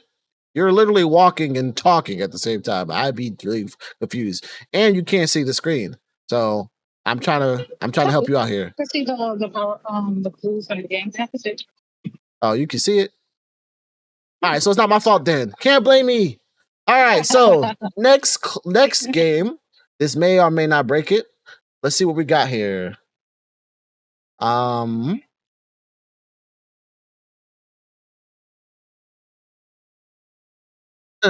Text me that. All right, so text me that, as I explained earlier. Share my screen here. Text me that is where I give you a series of emojis, and you guys have to figure out what the game is for those emojis. There is only 3, 6, 7, 8, 9. There's only 10. There's only 10 of them. The last one is really hard. Really hard. You may not get it. Apologies. You don't have to lock in for this time. You just have to say the game. And you both take turns on the same question. You have 20 seconds. I believe Mel was the last one on the last question. So yeah. Okay. So that means Queen is next. Do you guys understand the rules to text me that? So we can both shout out the name of the game. So you got You still have to take turns, but you don't have to lock in the answer. okay, copy. All right. It's Queen's first. All right, Queen. Your first text is. I'm not gonna tell you what it is, but you got 20 seconds as soon as I take the picture. Your 20 seconds starts now. Guitar Hero. That is correct. See, so easy, so simple. I would never do anything crazy wild. Don't be a bully, man. I'm not. Are you ready, Mel? No bullying. All right. That's all. All right. Your text starts now. Spiral. That is correct. Ooh, y'all getting points today. Queen, your 20 seconds starts now. Sly Cooper. Ooh. That is incorrect. No, I'm just kidding. That was great. That was correct. That was correct. All right.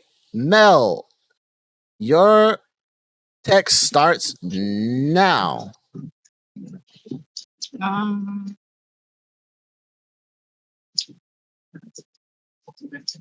That emoji there, what is that? 10 seconds. Frankenstein? Not Frankenstein, no. Your 20 seconds is off. Your 20 seconds is over. Queen, for a chance to steal, your 20 seconds starts now. Dead by Daylight. Five Nights at Freddy's. The Walking Dead. 10 seconds. Texas Chainsaw Massacre. 5 seconds. Time has run out. This is Silent Hill. That is Fog. Silent Hill. No.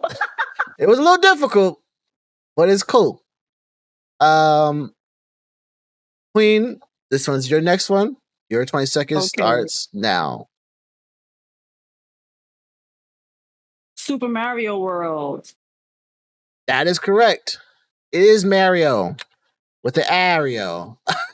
Gotta love it. All right, New Yorkers. Gotta love them. All right. Mel, your 20 seconds starts now. That is correct. See how easy these are? Y'all are dripping in points right now. Literally dripping in points. All right, Queen, your 20 seconds starts now. Camera, zombie. 15. Resident Evil. 10 seconds. Nope. 5 seconds. Dead Rising. That is correct. It is in fact Dead Rising. Oh, Mel, 20 seconds. You ready? What the heck is that? I ain't changed it yet. This is your one. This is yours right now. Oh, guess that's yeah. What happened? Trying to guess what this is. 10 seconds. 5 seconds. Donkey Kong. Woo-hoo, you had 2 seconds left on that clock. Oh, you got it though. Oh, you had 2 seconds left on that clock. God damn. I was like, you don't see that monkey? Well, okay. All right. Last 2 questions. These are last 2 questions right here. All right. Queen, your 20 seconds starts now. The Walking Dead. Red Dead Redemption. That is correct. It is, in fact, Red Dead Redemption. Because there is a red thing in there. All right. Mel, this is your last one. This is the last one. All right. If you could get this one, I'll give you 15 points. No, just fuck. I'm not gonna give you 15 points. I'll give you 5 points. I'll give you 5 points. I've done this. I've done this for everybody. Okay. I'll give you 5 points if you get this next one. Ready? Yeah, she's ready. 20 seconds starts now. Call of Duty, Zombie, the Call of Duty Ghosts. Oh, god damn! It is in fact Call of Duty Ghosts. You got that 5 points. That was good. That was good. I didn't think you was gonna get it. you started saying Call of Duty. I was like, there's many Call of Duties, but only one of them has ghosts. So that was good. All right, let me calculate y'all points. I don't want anybody to think I'm, messed up or anything. All right, so Queen, your points for this game was 5. Queen had 5 points, and Mel had so she had 8. Because of the added bonus I gave her, that was 8, which gives you Queen 14 and Mel 10. Which means that Queen wins. Yay, thank you. Well played, Mel. Well played. That was good stuff. Normally, if Queen felt more, we would have probably went to the third thing. But normally, I've done all the games last time. Like, we're not doing that today. So we calculated all the points. Everybody did great. I'm appreciative of that. So QueenDreamBadGal wins the $50 gift card. Thank you. Thank you for playing. Thank you for the interview. Mel, would you like to say anything about what you have going on in your content creation life? What you get into this week? What's up? What's going on? Can you repeat the question, please? Yeah. Your question is, what do you get into this week? Like, what type of content creating stuff are you getting into? Still doing the same thing as far as promoting jobs that are available. Hopefully, the people can to so they don't have to physically go in and get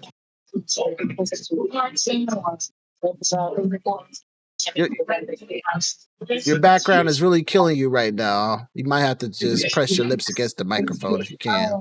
It's okay. I'm sorry. Better what? A little better now. Okay, I'm sorry. It's all right. So basically, I'm still trying to promote jobs that are available here in the US and in Pennsylvania. And I'm playing Red Dead Redemption. I do some Saturdays to do nothing since I do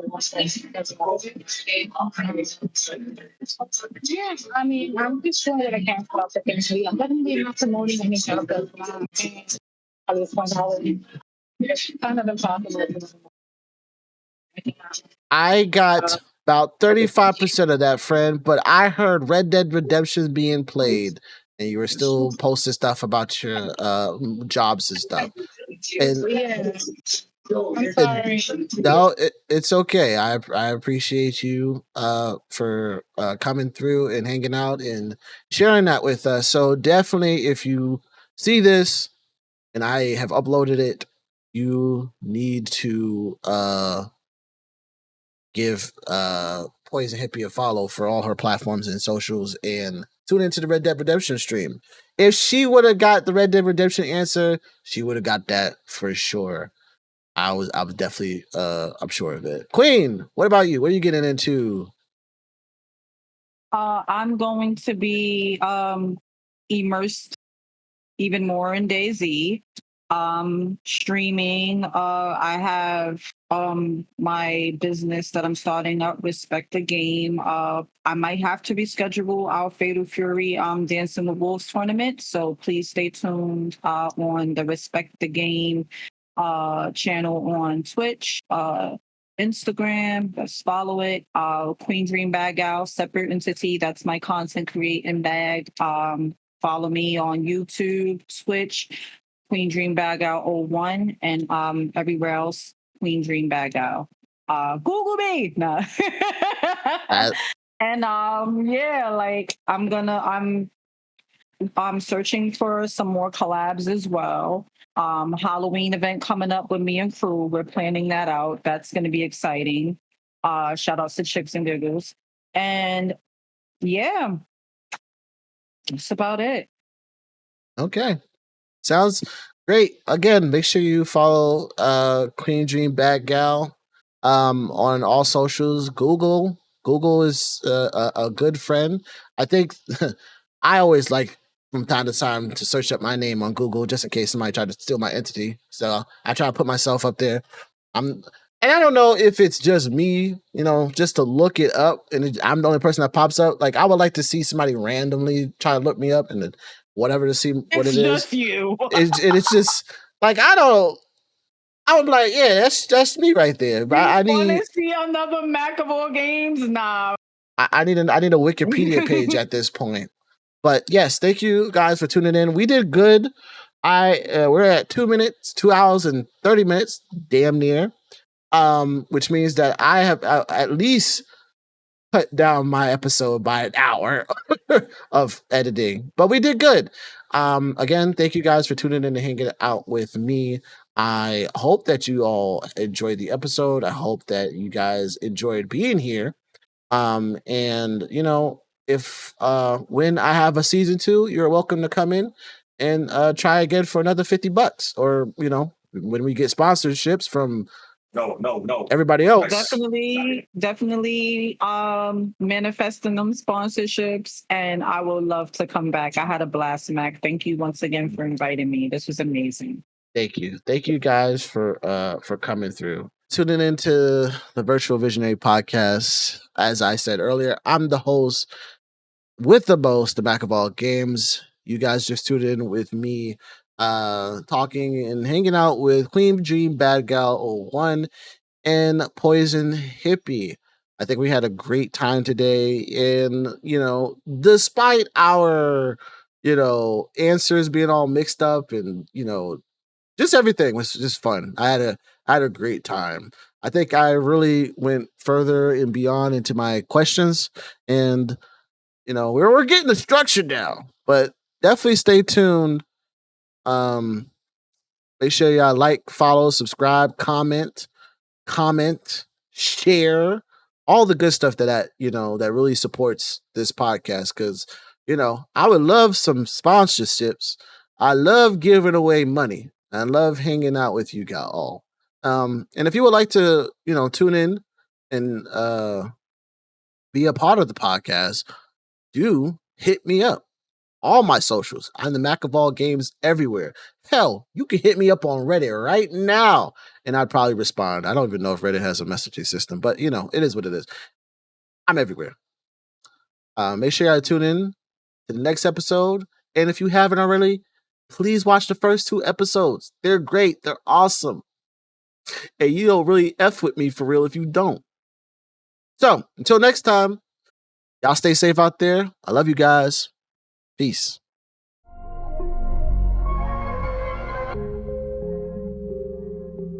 A visionary is someone who sees beyond what is into what could be.